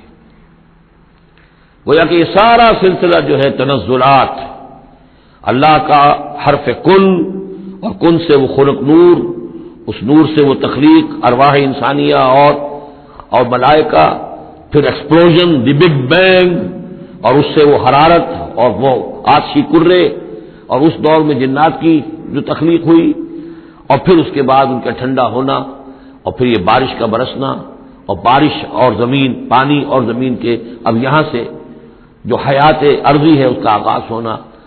ہر دو عالم خاک شد تا بست نقش آدمی، اے بہار نیستی از قدر خود ہوشیار باش. وَلَقَدْ كَرَّمْنَا بَنِي آدَمَ، اور ہم نے بڑی تکریم کی ہے، عزت کی ہے آدم کے نسل کی. وَحَمَلْنَاهُ فِي الْبَرِّ وَالْبَحْرِ، اور ہم اٹھائے پھرتے ہیں اس کو، گویا کہ جیسے کہ گود میں کوئی لے کر چل رہا ہو. ہم، ظاہر بات ہے نظام قدرت ہے اللہ کا ہے، ہم اسے اٹھائے پھرتے ہیں. حَمَلْنَاهُ فِي الْبَرِّ وَالْبَحْرِ، بر میں بھی اور باہر میں بھی. وَرَزَقْنَاهُم مِّنَ الطَّيِّبَاتِ، اور ہم انہیں پاکیزہ رزق دیتے ہیں، عمدہ چیزوں کا. وَفَضَّلْنَاهُمْ عَلَىٰ كَثِيرٍ مِّمَّنْ خَلَقْنَا تَفْضِيلًا، اور فضیلت دی ہے ہم نے انہیں اپنی بہت سی مخلوقات کے اوپر، بہت بڑی فضیلت دی ہے. یوم ندعو کل اناس بامامہم، اب تصور کرو جن کے رتبے ہیں سوا، ان کی سوا مشکل ہے. جب یہ مقام دیا گیا ہے تو محاسبہ بھی ہوگا، حساب کتاب بھی ہوگا، جواب دہی بھی ہوگی. حیوانات سے کوئی جواب دہی نہیں ہے. یوم ندعو کل اناس بامامہم، جس دن کہ ہم ہر لوگوں کو پکاریں گے اپنے اپنے اماموں کے ساتھ، اپنے اپنے لیڈروں کے ساتھ. آؤ فمن اوتی کتابہ بیمینہ، تو جس کو بھی دیا جائے گا اعمال نامہ اس کے داہنے ہاتھ میں، فاولئک یقرؤون کتابہ، وہ پڑھیں گے اپنے اعمال نامے کو خوشی کے ساتھ. ولا یظلمون فتیلا، اور ان پر دھاگے کے برابر بھی ظلم نہیں کیا جائے گا. ومن کان فی ہذہ اعمی فہو فی الآخرۃ اعمی، جو اس دنیا میں اندھا رہا وہ وہاں بھی اندھا ہوگا، جس نے یہاں آیات الہی کو دیکھا ہی نہیں. حیوانوں کا سا دیکھنا دیکھا، انسانوں کا سا دیکھنا نہیں دیکھا. دیدن دیگر آموز، سنیدن دیگر آموز کی نوبت نہیں آئی. جو یہاں اندھے رہے تو آخرت میں بھی اندھے ہوں گے، بلکہ اس سے بھی زیادہ اضل سبیلا، بھٹکے ہوئے ہوں گے. وَإِن كَادُوا، یہ بہت اہم مضمون آیا ہے جو اس سے پہلے سورہ یونس میں آیا تھا، اب یہاں آیا ہے. وَإِن كَادُوا لَيَفْتِنُونَكَ عَنِ الَّذِي أَوْحَيْنَا إِلَيْكَ لِتَفْتَرِيَ عَلَيْنَا غَيْرَهُ، اور اے نبی یہ لوگ تو تلے ہوئے ہیں اس بات پر کہ آپ کو بچلا دیں، فتنے میں ڈال دیں اس چیز کے بارے میں جو ہم نے آپ کی طرف وحی کی ہے، تاکہ آپ کوئی اور شے گھڑ کر ہماری طرف، اس قرآن کے سوا کوئی شے گھڑ کر ہماری طرف منسوب کر دیں. سورہ یونس میں آیا تھا کہ انہوں نے کہا کہ قرآن غیر ھذا او بدل ہو، اے نبی اے محمد یہ قرآن بہت ریجڈ ہے، ان کمپرومائزنگ ہے، اس کو تو ہم قبول نہیں کر سکتے، ناٹ ایکسیپٹیبل. ہاں کچھ اس میں ترمیم کرو، کچھ کو بدل دو، کچھ نرمی کرو، کچھ ہماری بات مانو، کچھ اپنی بنواؤ، وہی دباؤ۔ اور آپ اندازہ کر لیجیے جو میں آپ کو واقعہ سنا چکا ہوں کہ کس طریقے سے عوام کے اوپر ان لیڈروں نے اپنا اثر قائم کر لیا تھا۔ وہ لوگ سمجھتے تھے کہ ٹھیک تو کہہ رہے ہیں، یہ بھائی رسالت کا دعویٰ کر رہے ہیں تو اس معجزہ دکھائیں۔ ادھر یہ ہے کہ اللہ تعالیٰ کا فیصلہ یہ کہ معجزہ نہیں دکھائیں گے۔ ان کان کبر علیک اعراضهم فان استطعت ان تبتغي نفقا في الارض او سلما في السماء فتاتيهم بآية، اگر آپ کے اندر طاقت ہے تو لے آئیے کہیں سے معجزہ، کوئی آسمان پہ سیڑھی لگائیں یا زمین میں سرنگ لگا لیں، لے آئیے اس معجزہ، ہم تو نہیں دکھائیں گے۔ تو کس قدر دباؤ تھا حضور پر صلی اللہ علیہ وسلم۔ اس دباؤ میں اس کا بھی اضافہ ہے کہ کہتے اچھا ٹھیک ہے محمد ہم بات مان لیں گے، آپ کی ذرا یہ اس کے اندر ترمیم کیجیے، ایت بقرآن غیر ھذا او بدل، وہی بات یہاں ہے۔ وَإِن كَادُوا لَيَفْتِنُونَكَ عَنِ الَّذِي أَوْحَيْنَا إِلَيْكَ لِتَفْتَرِيَ عَلَيْنَا غَيْرَهُ، یہ تلے ہوئے ہیں کہ آپ کو بچلا دیں گے اس چیز سے اور منحرف کر دیں گے کہ جو ہم نے آپ کی طرف وحی کی ہے، تاکہ کچھ اور چیز گھڑ کر آپ ہماری طرف منسوب کر دیں۔ وَإِذًا لَاتَّخَذُوكَ خَلِيلًا، اور پھر یہ آپ کو اپنا دوست بنا لیں گے۔ دوست کیا، وہ تو بادشاہ بنانے کو تیار تھے، ہم آپ کو بادشاہ بنانے کو تیار ہیں۔ وَلَوْلَا أَن ثَبَّتْنَاكَ، بہت اہم آیت ہے یہ، اور اگر ہم نے ہی نہ آپ کے پاؤں جما دیے ہوتے۔ دیکھیے محمد رسول اللہ کی بات ہو رہی ہے، آسان نہیں ہے، دباؤ، اس پورے پریشرز جو چاروں طرف سے پڑ رہے تھے۔ اللہ فرماتے ہیں وَلَوْلَا أَن ثَبَّتْنَاكَ، اگر ہم نے آپ کے قدم نہ جما دیے ہوتے، لَقَدْ كِدتَّ تَرْكَنُ إِلَيْهِمْ شَيْئًا قَلِيلًا، تو عین ممکن تھا کہ آپ کچھ نہ کچھ ان کی طرف مائل ہو ہی جاتے، جھک ہی جاتے، دباؤ اتنا شدید تھا۔ لولا ان ثبتناک، بالکل ویسے ہی جیسے کہ حضرت یوسف کے بارے میں فرمایا وَلَقَدْ هَمَّتْ بِهِ وَهَمَّ بِهَا لَوْلَا أَن رَأَىٰ بُرْهَانَ رَبِّهِ، اس عزیز کی بیوی نے تو قصد کیا ہی تھا، یوسف بھی کرتا اگر اللہ کی ایک برہان نہ دیکھ لیتا، اس کا امکان موجود تھا کہ بر بنائے تب بشری، وہی معاملہ یہاں۔ وَلَوْلَا أَن ثَبَّتْنَاكَ، اگر ہم نے آپ کے پاؤں نہ جما دیے ہوتے، آپ کے دل کو جما نہ دیا ہوتا، آپ کو ثبات عطا نہ کر دیا ہوتا، لَقَدْ كِدتَّ، آپ تو قریب ہو گئے تھے، تَرْكَنُ إِلَيْهِمْ کہ کچھ شَيْئًا قَلِيلًا ان کی طرف جھک جائیں۔ اِذًا لَأَذَقْنَاكَ ضِعْفَ الْحَيَاةِ وَضِعْفَ الْمَمَاتِ، اگر ایسا ہو جاتا تو ہم آپ کو دگنی سزا دیتے دنیا کی اور دگنی سزا دیتے آخرت کی۔ الرب رب وإن تنزل والعبد عبد وإن ترقى ثم لا تجد لك علينا نصيرا، پھر نہ پاتے آپ اپنے لیے ہمارے مقابلے میں کوئی مددگار، آپ کو چھڑانے والا کوئی نہ ہوتا۔ میں ترجمہ وہی کر رہا ہوں کہ جو قرآن کے الفاظ ہیں، لیکن مفہوم سمجھ لیجیے، یہ سختی اصل میں حضور کی طرف نہیں ہے، بظاہر خطاب حضور کی طرف ہے، عتاب جو ہے خطاب حضور کی طرف، عتاب ہو رہا ہے ان پر جو دباؤ ڈال رہے ہیں کہ بدبختو ہمارے نبی کے لیے یہ بالکل ممکن نہیں ہے، یہ ہرگز نہیں کریں گے۔ وَإِن كَادُوا لَيَسْتَفِزُّونَكَ مِنَ الْأَرْضِ لِيُخْرِجُوكَ مِنْهَا، اور یہ تلے ہوئے اس بات پر کہ آپ کے قدم اکھاڑ دیں اس سرزمین سے، مکے سے، تاکہ یہاں سے نکال باہر کریں آپ کو، لِيُخْرِجُوكَ مِنْهَا، یہ گویا کہ بالکل آخری وقت ہے اب مکی دور کا کہ جس میں کہ وہ کشاکش انتہا کو پہنچ چکی تھی۔ وَإِذًا لَّا يَلْبَسُونَ خِلَافَكَ إِلَّا قَلِيلًا، لیکن ساتھ ہی پیشن گوئی بھی ہے کہ ٹھیک ہے یہ تو نہیں کہا کہ یہ آپ کو نکال نہیں پائیں گے، اس کی نفی نہیں کی، لیکن یہ کہ پھر یہ بھی یہاں پر زیادہ دیر رہ نہیں سکیں گے، یعنی یہ کہ چند سال کی بات ہی ہے نا، 8 سال کے بعد، بلکہ بڑے بڑے سردار تو ان کے جو ہے 2 سال کے بعد ہی وہ بدر کے اندر جا کر کھیت رہے، ابو جہل کہاں رہا، عقبہ ابن ابی معیط کہاں رہا، سب ختم، بڑے بڑے سب کے سب سردار جو تھے جو غادری سب ختم ہو گئے۔ وَإِن كَادُوا لَيَسْتَفِزُّونَكَ مِنَ الْأَرْضِ، جیسے وہ پاؤں ڈگمگاتے ہیں، لڑکھڑاتے ہیں مرغی کے نوزائیدہ، اس بکری کے نوزائیدہ بچے کے، یہ چاہتے ہیں کہ آپ کے قدموں کو یہاں سے ہلا دیں۔ لا يَسْتَفِزُّونَكَ مِنَ الْأَرْضِ لِيُخْرِجُوكَ مِنْهَا، تاکہ وہ یہاں سے نکال دیں آپ کو۔ وَإِذًا لَّا يَلْبَسُونَ خِلَافَكَ إِلَّا قَلِيلًا، اس صورت میں خود یہ بھی پھر یہاں پر زیادہ دیر نہیں رہ سکیں گے سوائے تھوڑا سا عرصہ۔ سنت من قد ارسلنا قبلک من رسلنا، اور یہ طریقہ رہا ہے، ہم نے آپ سے پہلے جتنے رسولوں کو بھیجا ان کے باب میں ہمارا یہی قانون رہا ہے کہ نبی جب ہجرت کر جاتا ہے تو پھر گویا کہ امان اٹھ جاتی ہے، پھر اس قوم کے اوپر عذاب آتا ہے۔ ولا تجد لسنتنا تحویلا، اور آپ ہماری اس سنت اور قانون اور قاعدے میں اور ضابطے میں کوئی تبدیلی نہیں پائیں گے۔ اقم الصلاۃ لدلوک الشمس الى غسق اللیل وقرآن الفجر، نماز کو قائم رکھیے سورج کے ذرا ڈھلنے سے لے کر رات کے تاریک ہو جانے تک۔ یہ اصل میں 5 وقتہ نماز کا اب نظام یہاں آ رہا ہے، اس طریقے سے نہیں دیا گیا لیکن اب نظام بتا دیا گیا ہے۔ وہ تو حضرت جبرائیل نے بتایا، وہ معاملہ بالکل دوسرا ہے، لیکن یہ کہ سورج ڈھلتا ہے، جیسے نصف النہار ہے، اس سے ذرا سورج جو ہے مغرب کی طرف گیا، ظہر، تھوڑی دیر بعد عصر، تھوڑی دیر بعد مغرب، پھر رات تاریک ہو گئی، عشاء، 4 نمازیں ہیں۔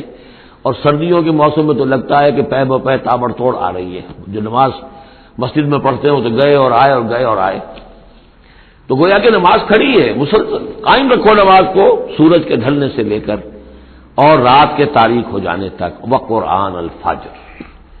اور اب ایک اور نماز رہ گئی اور وہ ہے فجر کی، اور اسے تعبیر کیا قرآن الفجر، اس لیے کہ اس میں طویل قرات ہونی چاہیے، قرآن کا پڑھا جانا فجر کے وقت۔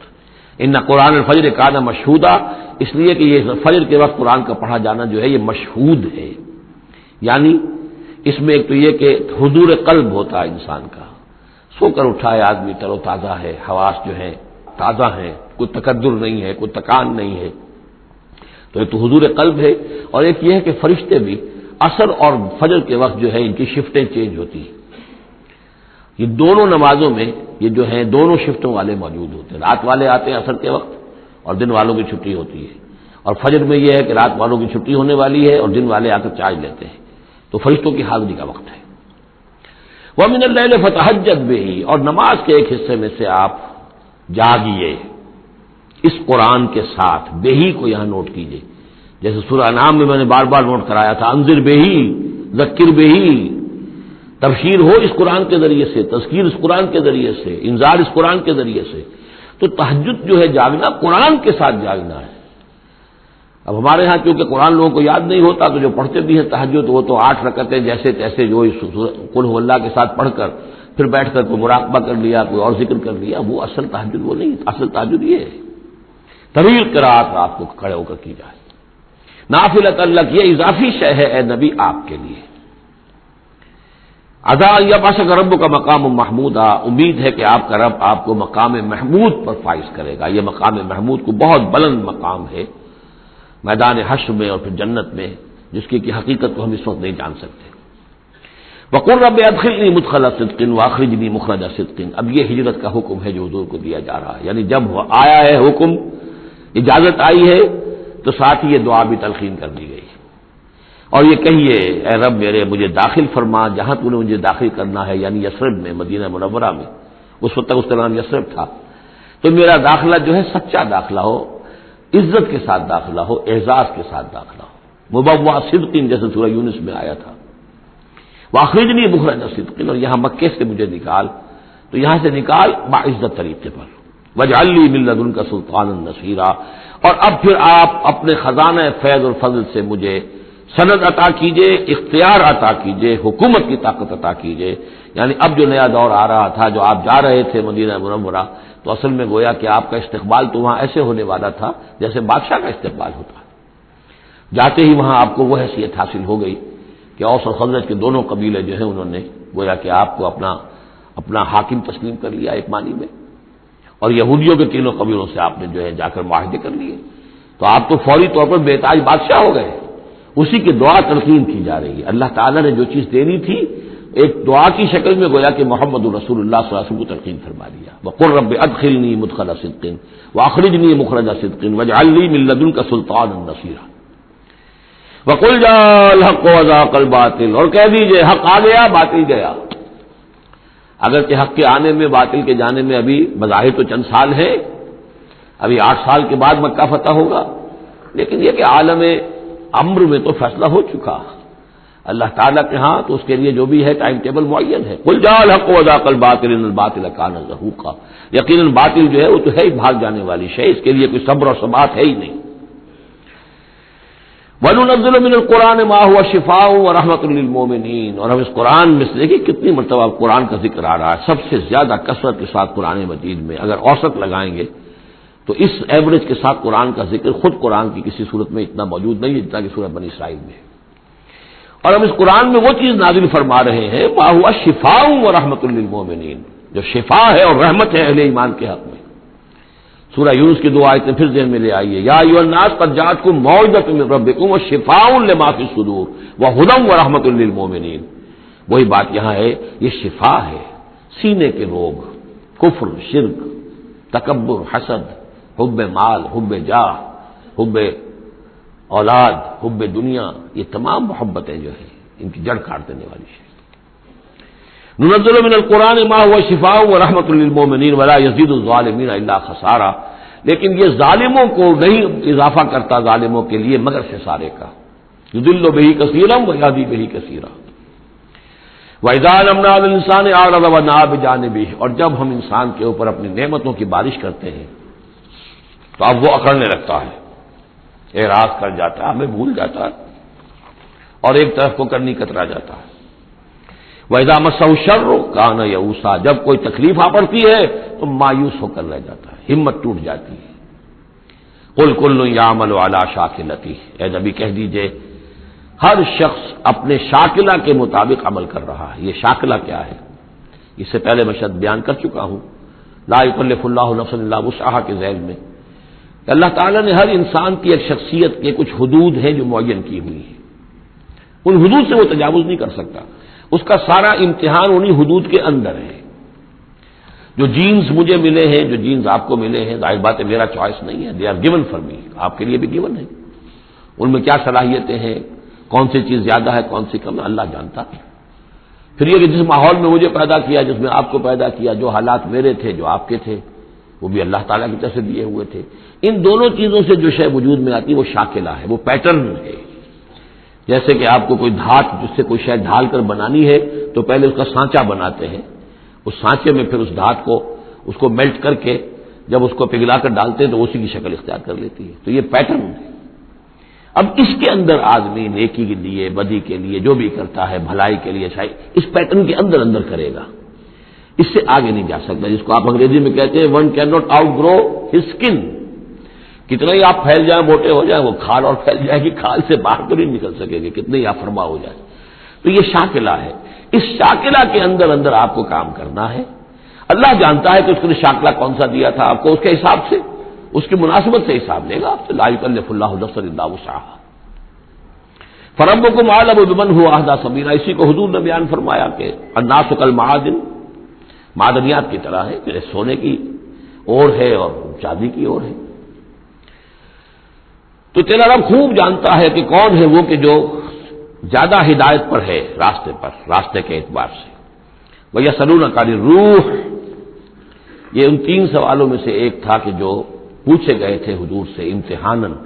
جیسے پہلے ایک سوال کیا گیا تھا کہ یہ بنی اسرائیل مصر کیسے پہنچ گئے، کیا ماجرا تھا ان کے پہنچنے کا، ایسے یہ تین سوال ایک مرتبہ انہوں نے پوچھوائے تھے یہودیوں نے، یہود کے علماء نے، یہ محمد نبوت کا دعویٰ کر رہے ہیں تو آپ لوگ پوچھئے ان سے ذرا، پہلی بات تو یہ پوچھئے کہ روح کی کیا حقیقت ہے، دوسرے یہ ذوالقرنین کون تھے، ان کے کیا حالات تھے، تیسرے اصحاب کہف کون تھے۔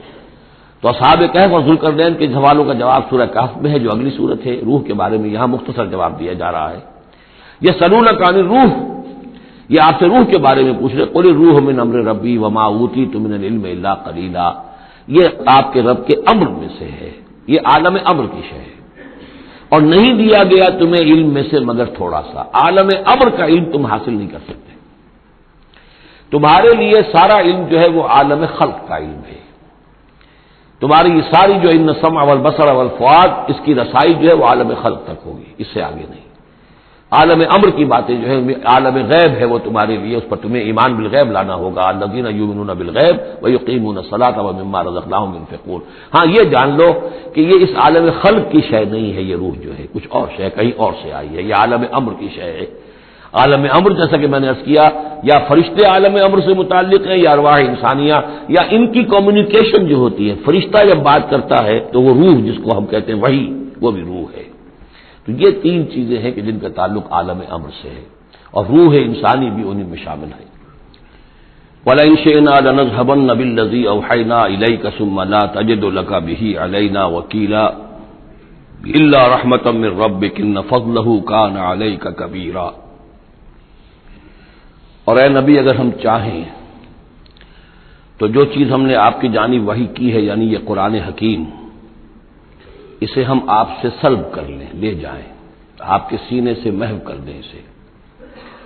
خطاب بظاہر حضور سے ہے، اصل میں یہ لوگوں کو بتایا جا رہا ہے کہ ان کا جو مقام ہے، یہ خود بھی کہتے ہیں کہ میں انسان ہوں، مجھ پر اللہ کی طرف سے وحی آئی ہے، میں نے کوئی دعویٰ نہیں کیا، نہ خدائی کا دعویٰ کیا ہے، نہ میں نے یہ کہا ہے کہ میں فرشتہ ہوں، یہ اللہ کی دین ہے، اللہ کی عطا ہے جو وحی انہیں عطا ہوئی ہے۔ تو گویا کہ اسی بات کو مؤکد کرنے کا یہ ایک اسلوب ہے، ہم چاہیں تو جو چیز ہم نے انہیں دی ہے جب چاہیں سب کر سکتے ہیں۔ ثم لا تجد لک بہ علینا وکیلا، اور پھر آپ نہ پائیں گے اپنے پاس کوئی ایسی ہستی کہ جو دوبارہ آپ کو وہ حاصل کروا دے، الا رحمۃ من ربک، اگر نہ ہوتی رحمت آپ کے رب کی طرف سے، یعنی آپ کی طرف سے رحمت، رب کی طرف سے رحمت آپ پر ہے، اس کے ہونے کا کوئی امکان نہیں ہے، لیکن یہ کہ اصولی اعتبار سے سمجھ لیجئے کہ نہ یہ وحی جو ہے یہ آپ کی اپنی خود ساختہ ہے، نہ آپ اس کو اپنے پاس برقرار رکھنے پر خود قادر ہیں، اللہ نے عطا کی ہے اور اللہ تعالیٰ ہی اسے آپ کے سینے میں جمع کرے گا اور محفوظ رکھے گا۔ ان فضلہ کان علیک کبیرہ، اس میں کوئی شک نہیں کہ اللہ کا آپ پر جو فضل ہے وہ بہت بڑا ہے۔ اب یہ آ رہی ہے وہی جو تحدی اور چیلنج جو ہے کہ پوری کتاب کا مطالبہ شروع میں کیا گیا کہ لائیے، پوری کتاب لائیے، قرآن جیسی کتاب بنا کر لائیے۔ قل لئن اجتمعت الانس والجن علی ان یاتوا بمثل ھذا القرآن، کہہ دیجئے کہ اگر تمام انسان اور جن جمع ہو کر کوشش کریں کہ اس قرآن جیسی کوئی کتاب تصنیف کر لیں، لا یاتون بمثلہ ولو کان بعضهم لبعض ظہیرا، نہیں لا سکیں گے اس جیسی کتاب، تصنیف نہیں کر سکیں گے، خواہ وہ ایک دوسرے کی کتنی ہی مدد کر لیں۔ وَلَقَدْ صَرَّفْنَا لِلنَّاسِ فِي هَذَا الْقُرْآنِ مِنْ كُلِّ مَثَلٍ، اور ہم نے تو قرآن میں، اس قرآن میں لوگوں کے لیے، ان کی ہدایت کے لیے، ان کی سبق آموزی کے لیے ہر مثال بیان کر دی ہے۔ فَأَبَىٰ أَكْثَرُ النَّاسِ إِلَّا كُفُورًا، لیکن اکثر لوگ جو ہیں وہ انکاری ہی ہیں اور وہ اڑے ہوئے ہیں کفران نعمت پر۔ وَقَالُوا لَن نُّؤْمِنَ لَكَ، اب یہ آ گئی تفصیل، وہ جو معجزے مانگتے تھے، وہ کہتے ہیں ہم ہرگز نہیں مانیں گے آپ کو، آپ کی تصدیق نہیں کریں گے، حتیٰ تفجر لنا من الارض ينبوعا، یہاں تک کہ آپ اسی سرزمین مکہ میں ہمارے دیکھتے دیکھتے ایک چشمہ نکال دیں، او تکون لک جنۃ من نخیل، یا آپ کے لیے یہاں ایک باغ بن جائے، پیدا ہو جائے جو کھجوروں کا باغ ہو، وعنب، اور اس میں انگوروں کی بھی بیلیں ہوں، فتفجر الانہار خلالها تفجیرا، اور اس باغ کے اندر جو ہے آپ نہریں بھی جاری کر کے دکھا دیں، اور تسقط السماء کما زعمت علینا کسفا، یا یہ کہ پھر جیسے آپ کا خیال ہے کہ قیامت کی جو خبریں دے رہی ہیں کہ قیامت کے وقت جو ہے وہ آسمان جو ہے اس طرح ہو جائے گا اور پہاڑ جو ہے اس طرح ہو جائیں گے، تو آپ کا خیال ہے تو پھر آسمان کا کوئی ٹکڑا ہم پر گرا کر دکھا دیے، تسقط السماء کما زعمت علینا کسفا، کہ یہ آسمان جو ہے ٹکڑے ٹکڑے ہو کر ہم پر گر جائے، اور تاتیہ باللہ والملائکۃ قبیلا، یا پھر یہ کہ آپ اللہ کو اور فرشتوں کو لے آئیے ہمارے سامنے، وہ ہم رو در رو ان کو دیکھ لیں، اور یکون لک بیت من زخرف، یا پھر آپ کے لیے ایک محل، ایک سنہری محل جو ہے تعمیر ہو جائے، اور ترقی فی السماء، یا پھر آسمان میں چڑھ کر دکھائیں، ولن نؤمن لرقیک حتی تنزل کتابا نقرأہ، اور ہم نہیں مانیں گے آپ کے چڑھنے کو بھی جب تک کہ آپ لے کر نہ اترے ایک کتاب جسے خود ہم پڑھیں کہ ہاں اس کتاب میں یہ لکھا ہوا ہے۔ ان تمام مطالبات کے جواب میں کیا فرمایا؟ قل، کہہ دیجئے سبحان ربی، میرا رب پاک ہے، هل كنت الا بشرا رسولا، میں اس کے سوا اور کیا ہوں کہ ایک بشر ہوں، رسول، میں انسان ہوں، صرف یہ کہ مجھ پر وحی آئی ہے اور وہ وحی میں تمہیں پہنچانے پر مامور ہوں۔ بنیادی فرق یہ ہے، باقی یہ کہ سیرت و کردار کا جو فرق عظیم ہے وہ تم بھی جانتے ہو، میں تمہارے درمیان ایک عمر گزار چکا ہوں، لیکن نوعیت جو ہے وہ تو یہ ہے کہ میں بھی ایک انسان ہوں، میں بھی اسی طرح پیدا ہوا ہوں جیسا تم پیدا ہوئے ہو، میرے والدین تھے، میں بھی کھانا کھاتا ہوں، میں بھی بازاروں میں چلتا پھرتا رہا ہوں، میں کاروبار کرتا رہا ہوں، میں نے بزنس کیا ہے ہر سطح کا، یہ سب تمہیں معلوم ہے۔ هل كنت الا بشرا رسولا، میں کیا ہوں سوائے اس کے کہ ایک بشر ہوں اور رسول۔ وما منع الناس ان يؤمنوا اذ جاءهم الهدى، اور نہیں روکا ہے لوگوں کو ایمان لانے سے جبکہ ان کے پاس ہدایت آ گئی، الا ان قالوا ابعث اللہ بشرا رسولا، مگر اس بات نے کہ انہوں نے کہا کہ کیا اللہ نے کسی بشر کو رسول بنا کر بھیجا ہے؟ رسول تو پھر کوئی فرشتہ آتا۔ اب اس کی جو دلیل یہاں دی گئی ہے وہ بہت اہم ہے۔ قل لو کان فی الارض ملائکۃ یمشون مطمئنین، کہہ دیجئے اگر زمین میں فرشتے آباد ہوتے اور چل رہے ہوتے یہاں پر اطمینان کے ساتھ، لنزلنا علیہم من السماء ملکا رسولا، تو پھر ہم آسمان سے ان پر کسی فرشتے ہی کو رسول بنا کر بھیجتے۔ یعنی رسول کا کام یہ ہدایت دینا، بات سمجھانا، پھر اپنی زندگی میں نمونہ پیش کرنا۔ انسانوں کے لیے فرشتہ کیسے نمونہ ہو جائے گا؟ انسانوں کے لیے تو انسان نمونہ ہوگا، فرشتوں کے لیے فرشتہ نمونہ ہوگا۔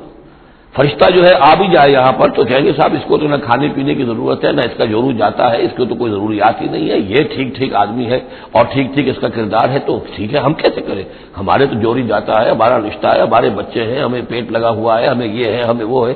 تو انسانوں کے اوپر حجت قائم کرنے کے لیے تو ظاہر بات ہے کہ انسانی رسول بھیجے جا سکتے ہیں، ہاں فرشتے آباد ہوتے تو فرشتے کو بھیج دیتے۔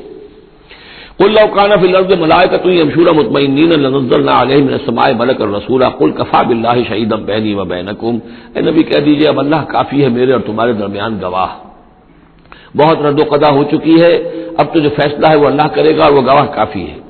انه كان بعباده خبيرا بصيرا، اور وہ اپنے بندوں کو دیکھ رہا ہے، باخبر ہے، میرے حال سے بھی واقف ہے اور تمہاری جو کیفیت ہے اس کو بھی جانتا ہے۔ وَمَن يَهْدِ اللَّهُ فَهُوَ الْمُهْتَدِ، اور جسے اللہ ہی ہدایت دیتا ہے وہی ہدایت یافتہ ہوتا ہے۔ وَمَن يُضْلِلْ فَلَن تَجِدَ لَهُ أَوْلِيَاءَ مِن دُونِهِ، اور جس کی کہ ضلالت پر اس کی طرف سے فیصلہ ہو چکا ہو تو پھر اس کے لیے تم نہیں پاؤ گے کوئی بھی ولی اس کے سوا۔ وَنَحْشُرُهُمْ يَوْمَ الْقِيَامَةِ عَلَىٰ وُجُوهِهِمْ عُمْيًا وَبُكْمًا وَصُمًّا، اور ہم انہیں جمع کریں گے قیامت کے دن میدان حشر میں تو وہ منہ کے بل اوندھے چلیں گے، اندھے ہوں گے، گونگے ہوں گے، بہرے ہوں گے۔ مَأْوَاهُمْ جَهَنَّمُ، اور ان کا ٹھکانہ ہوگی آگ جہنم، کلما خبت، جیسے جیسے وہ بجھنے لگے گی زدناہم سعیرا، ہم اسے اور بھڑکا دیا کریں گے، یعنی یہ کہ اگر کہیں اس کی شدت میں کمی آئے گی ہم اس میں پھر اضافہ کر دیں گے۔ ذالک جزاؤہم بانہم کفروا، اور یہ ان کے لیے جزا ہے اس لیے کہ انہوں نے کفر کیا بآیاتنا، ہماری آیات کا، وقالوا اذا كنا عظاما ورفاتا، اور انہوں نے کہا کہ کیا جب ہو جائیں گے ہڈیاں اور وہ بھی چورا چورا، انا لمبعوثون خلقا جدیدا، تو کیا ہم دوبارہ اٹھا لیے جائیں گے ایک نئی تخلیق کی صورت میں۔ اولم یروا، کیا انہوں نے دیکھا نہیں، ان اللہ الذی خلق السماوات والارض قادر، کہ وہ اللہ کے جس نے آسمان بنائے اور زمین بنائی وہ اس پر قادر نہیں ہے ان یخلق مثلہم، کہ ان جیسی مخلوق کو پیدا کر دے۔ تمہیں ایک دفعہ پیدا کیا تھا، تمہاری طرح کا آدمی دوبارہ پیدا کرنے اس کے لیے مشکل کیوں ہو گیا؟ وجعل لهم اجلا لا ریب فیہ، اور ان کے لیے معین کر دے ایک وقت معین جس میں کوئی شک نہیں، کسی طرح کا ریب اور شک نہیں۔ فابى الظالمون الا کفورا، تو یہ ظالم جو ہیں یہ تو انکاری ہیں اور سوائے کفران نعمت کے اور آیات الہیہ کے کفر کے کوئی اور روش اختیار کرنے کو تیار نہیں ہے۔ قل لو انتم تملکون خزائن رحمت ربی، اے نبی ان سے کہہ دیجئے اگر تمہارے ہاتھ میں اختیار ہوتا میرے رب کی رحمت کے خزانوں کا، اذا لامسکتم خشیۃ الانفاق، تو تم ان سب خزانوں کے دروازے بند کر دیتے، انہیں روک کر رکھتے کہ کہیں خرچ نہ ہو جائے، تمہارے اندر تو اس قدر بخل ہے۔ وکان الانسان قتورا، انسان ہے بہت ہی دل کا تنگ۔ وَلَقَدْ آتَيْنَا، آپ دیکھیے اس سورہ مبارکہ کا پہلا رکوع جو تھا اس میں بھی بنی اسرائیل کی تاریخ، لیکن حضرت موسیٰ علیہ السلام کا وہاں سے ذکر شروع کیا کہ ہم نے انہیں کتاب دی، وَآتَيْنَا مُوسَى الْكِتَابَ وَجَعَلْنَاهُ هُدًى لِبَنِي اسرائیل۔ اور یہ واقعہ کب ہوا ہے کہ جبکہ مصر سے وہ نکل کر آ چکے تھے صحرائے سینا میں، گویا کہ پوری داستان جو مصر کی تھی اس کا وہاں پر تذکرہ نہیں ہے، لیکن اس سورہ مبارکہ کے آخری رکوع میں پھر حضرت موسیٰ کا ذکر آ رہا ہے۔ یہ گویا کہ خاص اسلوب ہے اس قرآن مجید کی صورتوں کا، خاص طور پر جو صورتیں کہ ایک ہی وقت میں خطبے کی شکل میں نازل ہوں، ان کی ایک تو یہ کہ ابتدائی اور آخری آیات جو ہیں ان کی ایک خصوصی اہمیت اور فضیلت ہوتی ہے، اور دوسرا یہ کہ ان کے اندر خاص ربط ہوتا ہے۔ تو بنی اسرائیل کی تاریخ کے بعد کے ادوار وہاں آئے ہیں، لیکن جو مصر کے اندر ان کے ساتھ ہوا ہے اس کا ذکر اب یہاں ہو رہا ہے۔ وَلَقَدْ آتَيْنَا مُوسَىٰ 9 آیات بینات، اور ہم نے موسیٰ کو 9 نشانیاں دی تھی روشن۔ 2 نشانیاں تو وہ تھیں کہ جو وہ اولین مرحلے پر اللہ تعالیٰ نے ان کو دی تھی، یعنی یہ کہ ایک عصا جو کہ وہ سانپ بن جاتا تھا یا اژدہا بن جاتا تھا، اور دوسرے ان کا وہ ہاتھ کے جو چمکنے لگتا تھا۔ اس کے بعد 7 نشانیاں ان کو جو اور دکھائی گئی مختلف اوقات میں، ان پر جو عذاب آئے اور حضرت موسیٰ کے دعا کرنے سے پھر وہ وقت پر ٹل جاتے رہے، تو ان میں سے سنین، نقص من الثمرات، طوفان، جراد یعنی ٹڈی دل، قمل چچڑیاں، ضفادع یعنی مینڈک، اور خون کی بارش، یہ تمام جو ہے یہ سورہ اعراف کے اندر تفصیل گزر چکی ہے۔ لقد آتینا موسیٰ 9 آیات بینات فاسأل بنی اسرائیل اذ جاءہم، تو ذرا پوچھ لو ان بنی اسرائیل سے کہ جب موسیٰ ان کے پاس آئے، فقال له فرعون، تو فرعون نے ان سے کہا انی لاظنک یا موسیٰ مسحورا، کہ میں تو یہ سمجھتا ہوں کہ اے موسیٰ تم پر کوئی جادو ہو گیا ہے۔ اب دیکھیے یہی لفظ آیا یہاں پر جو حضور کے بارے میں صورت میں آیا ہے، ان تتبعون الا رجلا مسحورا، تم نہیں پیروی کر رہے ہو مگر ایک ایسے شخص کی جس کے اوپر سحر ہو گیا ہے۔ یہی بات کہی گئی تھی حضرت موسیٰ علیہ السلام سے۔ فرعون نے کہا انی لاظنک یا فرعون مسحورا، اے فرعون میں تو یہ سمجھتا ہوں کہ تم پر جادو ہو گیا ہے۔ قال لقد علمت ما انزل هؤلاء الا رب السماوات والارض، اب ظاہر بات ہے کہ یہ حضرت موسیٰ علیہ السلام ہے، ویسے بھی جلالی مزاج تھا ان کا، پھر یہ فرعون جس سے یہ مکالمہ ہو رہا ہے ان کے چھوٹے بھائی کے مانند بھی تھا، تو اس سے اسی انداز میں بات کر رہے ہیں، اس میں تنتنا وہی ہے۔ لقد علمت، تجھے خوب معلوم ہے، ما انزل ہؤلاء، نہیں اتارا ہے نشانیوں کو، الا رب السماوات والارض، مگر اسی نے کہ جو آسمانوں اور زمین کا مالک ہے، بصائر، سجھانے کے لیے، دکھانے کے لیے، تمہاری آنکھیں کھولنے کے لیے۔ وانی لاظنک یا فرعون مسبورا، اور اے فرعون تو سمجھتا ہے کہ مجھ پر جادو ہو گیا ہے، اب میں یہ سمجھتا ہوں کہ تو تباہی اور ہلاکت کے کنارے تک پہنچ چکا ہے، اب تیری بربادی اور تیری ہلاکت یقینی ہے۔ فاراد ان یستفزهم من الارض، تو فرعون نے ارادہ کیا کہ انہیں اکھاڑ پھینکے زمین سے، یعنی جو بھی اس نے شکل اختیار کی تھی کہ لڑکوں کو قتل کرو اور لڑکیوں کو زندہ رکھ لو، ظاہر بات ہے قوم کے استحصال کا اور اس کو ختم کرنے کا اس سے اور زیادہ عمدہ ذریعہ کیا ہو سکتا ہے۔ فاغرقناہ ومن معہ جميعا، تو غرق کر دیا ہم نے اس کو، اس کے جتنے بھی لوگ اس کے ساتھ تھے ان سب کو۔ وقلنا من بعدہ لبنی اسرائیل اسکنوا الارض، اور پھر ہم نے کہہ دیا بنی اسرائیل سے اس کے بعد کہ اب زمین میں تم آباد ہو جاؤ۔ فاذا جاء وعد الآخرۃ جئنا بکم لفیفا، جب پھر اگلا وعدے کا وقت آئے گا، پچھلے وعدے کا وقت آئے گا تو ہم لے آئیں گے تمہیں سب کو سمیٹ کر۔ یہ وعد الآخرہ سے مراد اکثر و بیشتر تو لیا گیا آخرت کا وعدہ، جب قیامت آئے گی، یعنی تم زمین میں رہو، قیامت آئے گی تم سب کو ہم جھاڑو پھیر کر جمع کریں گے، سب کے سب جمع ہوں گے، ایک میدان حشر میں آئیں گے، سب کے سب جمع ہو جائیں گے، جیسے کہ کہیں جو ہے وہ باغ میں جو ہے جھاڑو دی جاتی ہے اور سب کو جمع کر لیا جاتا ہے، تنکوں وغیرہ کو، جئنا بکم لفیفا، تم سب کو لپیٹ کر لے آئیں گے۔ لیکن میرا گمان یہ ہے کہ اس کے اندر اشارہ ہے اس بات کی طرف کہ جو ڈائسپورا کا پیریڈ جو چل رہا تھا بنی اسرائیل کی تاریخ کا، جو شروع ہوئے حضور کی بعثت کے وقت جو ہے 500 برس ہو چکے تھے، اور جب یہ صورت نازل ہو رہی ہے تو گویا کہ 550 برس ہو چکے تھے ان کے ڈائسپورا کو، اس لیے کہ 40 برس کی عمر میں تو حضور پر وحی شروع ہوئی ہے اور کم سے کم 10-12 سال اور بیت چکے ہیں۔ 550 برس سے وہ نکال دیے گئے تھے سرزمین فلسطین سے، اور وہ منتشر ہو گئے تھے پوری زمین میں، کوئی کہیں کوئی کہیں کوئی کہیں، لیکن اشارہ کیا جا رہا ہے کہ جب آخرت کا وقت قریب آئے گا تو تم سب کو سمیٹ کر لے آئیں گے، جیسے کہ آج ان کو جھاڑو پھیر کر پوری دنیا میں یہودیوں کو فلسطین میں جمع کیا جا رہا ہے۔ اس لیے کہ ان کا جو آخری جو انجام ہے، جس سزا کے یہ مستحق ہو چکے تھے حضرت مسیح علیہ السلام کو رد کر کے، اور جس سزا کی مزید توثیق ہو گئی جبکہ انہوں نے حضور پر بھی ایمان لانے سے انکار کر دیا، تو اب یہ کنڈمڈ پرزنرز کے مانند ہے کہ اب ان کی سزا تو ہو چکی ہے لیکن اس کی ایگزیکیوشن ابھی باقی ہے۔ وہ ایگزیکیوشن جو ہے قریب وہ وقت آنے والا ہے کہ جب ان کی ایگزیکیوشن ہوگی، اور ظاہر بات ہے پوری دنیا میں پھیلے ہوئے کے لیے وہ ایگزیکیوشن جو ہے اس کے بجائے بہتر شکل یہ کہ ان کو سمیٹ کر لے آیا جائے۔ تو در حقیقت یہ گریٹر اسرائیل کا قیام جو بھی ہو رہا ہے، اسرائیل تو قائم ہو گیا ہے اور این ممکن ہے کہ گریٹر اسرائیل بھی قائم ہو جائے جیسا کہ ان کا نقشہ ہے، لیکن یہ کہ وہ ان کا گریٹر گریو یارڈ بنے گا، پھر بالآخر حضرت مسیح ہی زمین پر دوبارہ نازل کیے جائیں گے اور انہی کے ذریعے سے اس قوم کی ہلاکت ہوگی آخری۔ تو جب وہ وقت آئے گا قیامت کے وعدے کا تو پھر ہم تمہیں لے آئیں گے سمیٹ کر، پوری دنیا میں سے جھاڑو پھیر کر تمہیں سب کو ایک جگہ جمع کر لیں گے۔ واللہ عالم۔ اب اس کے بعد پھر اس سورہ مبارکہ کی آخری آیات میں قرآن مجید کا تذکرہ جو ہے بڑے شاندار الفاظ میں ہے، وَبِالْحَقِّ أَنزَلْنَاهُ وَبِالْحَقِّ نَزَلَ۔ اس کو تو جب تک اس طرح زور دے کر نہ پڑھا جائے تو اس کا جو اصل جو ہے اس کا اثر وہ ظاہر نہیں ہوتا۔ اس قرآن کو ہم نے حق کے ساتھ نازل کیا ہے اور یہ حق کے ساتھ نازل ہوا ہے۔ یہ بالکل ایسے ہی ہے جیسے کہ سورۃ طارق میں ہے، وما هو بالهزل انه لقول فصل وما هو بالهزل۔ یہ قرآن اب قول فیصل بن کر نازل ہوا ہے، جیسے کہ حضور نے فرمایا، حضرت عمر رضی اللہ تعالیٰ عنہ راوی ہے، ان اللہ یرفع بهذا الكتاب اقواما ويضع به آخرین۔ اب اللہ تعالیٰ اسی کتاب کی بدولت قوموں کو اٹھائے گا، مسلمانوں کو اٹھایا، عروج پر پہنچایا، اور اب ہم مسلمانوں نے اسے ترک کر دیا تو ہمیں زمین پر گرا دیا ہے۔ خار از محجوری قرآن شدی شکوہ سنجے گردش دوران شدی، اے تو شبنم برزمی افتندئی در بغل داری کتاب زندگی۔ وبالحق انزلناہ وبالحق نزل وما ارسلناک الا مبشرا ونذیرا۔ اور اے نبی ہم نے نہیں بھیجا ہے آپ کو مگر بشارت دینے والا اور نذیر بنا کر، خبردار کرنے والا۔ وقرآنا فرقناہ، اور یہ قرآن جو ہے اس نے ہم نے ٹکڑے ٹکڑے کر کے بھیجا ہے، تھوڑا تھوڑا کر کے بھیجا ہے، ایک دم پورا نہیں اتار دیا ہے۔ لتقرأوا علی الناس علی مکث، تاکہ آپ یہ پڑھیں لوگوں پر، لوگوں کو سنائیں پڑھ کر، ٹھہر ٹھہر کر، حالات کے مطابق، جن حالات سے کہ آپ کی دعوت اور تحریک گزر رہی ہو اسی کی مناسبت سے آیات نازل ہوں۔ سابقہ رسولوں کے حالات میں سے بھی جو واقعات کے اس دور کے ساتھ مناسبت رکھنے والے ہیں انہی کا تذکرہ کیا جائے. وَنَزَّلْنَاهُ تَنزِيلًا، اور ہم نے اس کو اتارا ہے تھوڑا تھوڑا کر کے.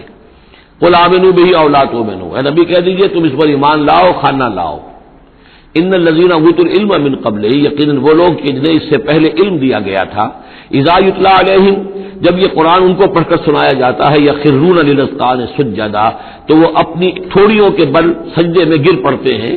ویقولون، اور کہتے ہیں سبحان ربنا، یہ یقیناً ہوں گے جب قرآن یہ کہہ رہا ہے تو یہود کے علماء میں سے اس وقت جب تک کہ براہ راست کنفرنٹیشن نہیں ہوئی تھی، حضور ابھی مدینے نہیں آئے تھے، دور دور سے خبریں آ رہی تھیں، تو بعض لوگ ہوں گے کہ جو دل کے اندر ان کے یہ نیکی کے جذبات جو ہیں وقتی طور پر اٹھے ابھرے، اور انہوں نے قرآن مجید کو پہچان کر پھر یہ کہ وہ سجدے میں گرے اللہ کے سامنے.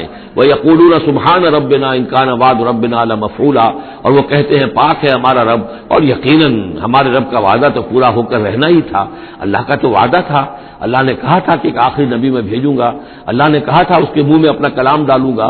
یہ کتاب استثناء جو ہے ڈیوٹرانومی، اس کا باب جو ہے 18، اس کی 18 اور 19ویں آیات کے اندر ہے کہ میں ان کے بھائیوں میں سے اے موسیٰ تیرے مانند ایک نبی اٹھاؤں گا.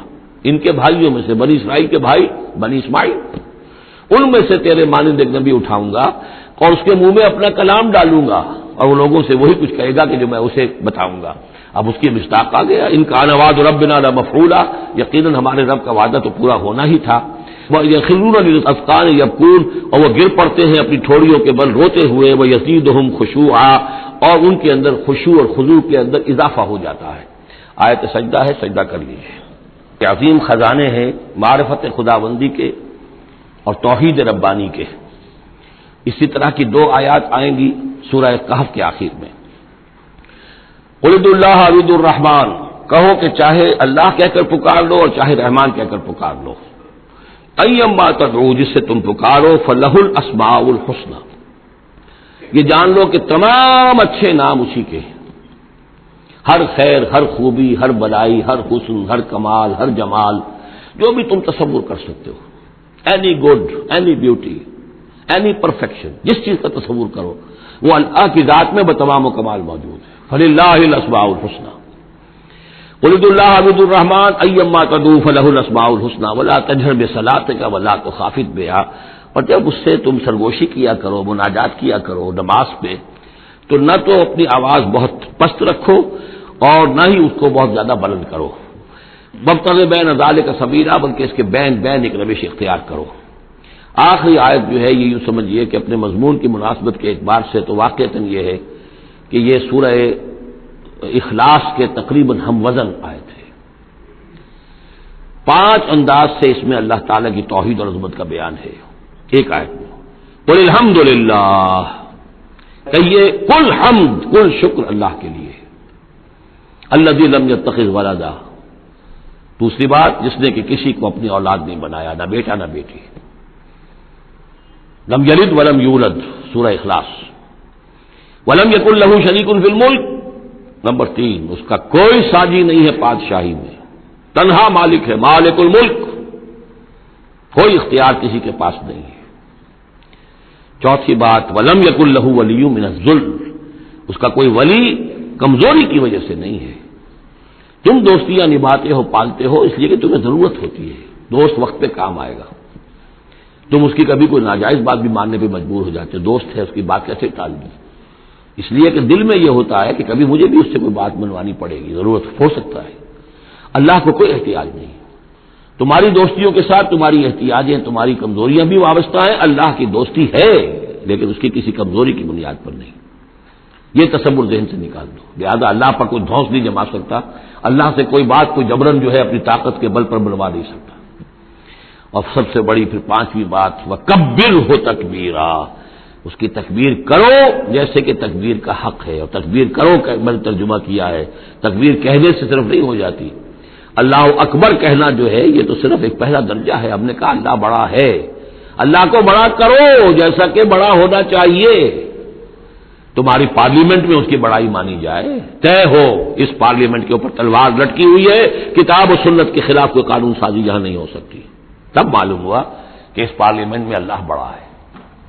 تمہاری عدالت کے اندر اللہ بڑا ہو، معلوم ہو کہ اللہ کے قوانین کے خلاف یہاں کوئی فیصلہ نہیں ہو سکتا. ومن لم يحكم بما انزل الله فاولئك هم الكافرون. جب تک اس پر عمل نہیں ہوتا اللہ بڑا کہاں ہے؟ اللہ کو تو آپ نے مسجدوں میں بند کر دیا، مسجدوں میں رہو، بس یہاں ہم تیری تکبیر بھی کریں گے، جو بھی ہے، جو بھی ہم کچھ تسبیح تحمید کرتے رہیں گے. بازار سے باہر نہ، مارکیٹ میں بھی کوئی اور چیز بڑی ہے، گھر میں بھی بیوی بڑی ہے، کیا کریں بیوی نہیں مانتی، کیا کریں جی عورتیں نہیں مانتی. بات تو واقعی غلط ہے، آپ جو کہہ رہے ہیں بات صحیح ہے، لیکن کیا کریں عورتیں نہیں مانتی. کون بڑا ہے؟ بڑا تو پھر اللہ نہیں ہے. کبر ہو تکبیرا، اسے بڑا کرو جیسے کہ بڑا کرنے کا حق ہے. تو یہ 5 اسلوب ہیں اس میں کہ جو توحید کے بیان ہوئے ہیں. بارک اللہ لی و لکم فی القرآن العظیم و نفعنی و ایاکم بالآیات والذکر الحکیم.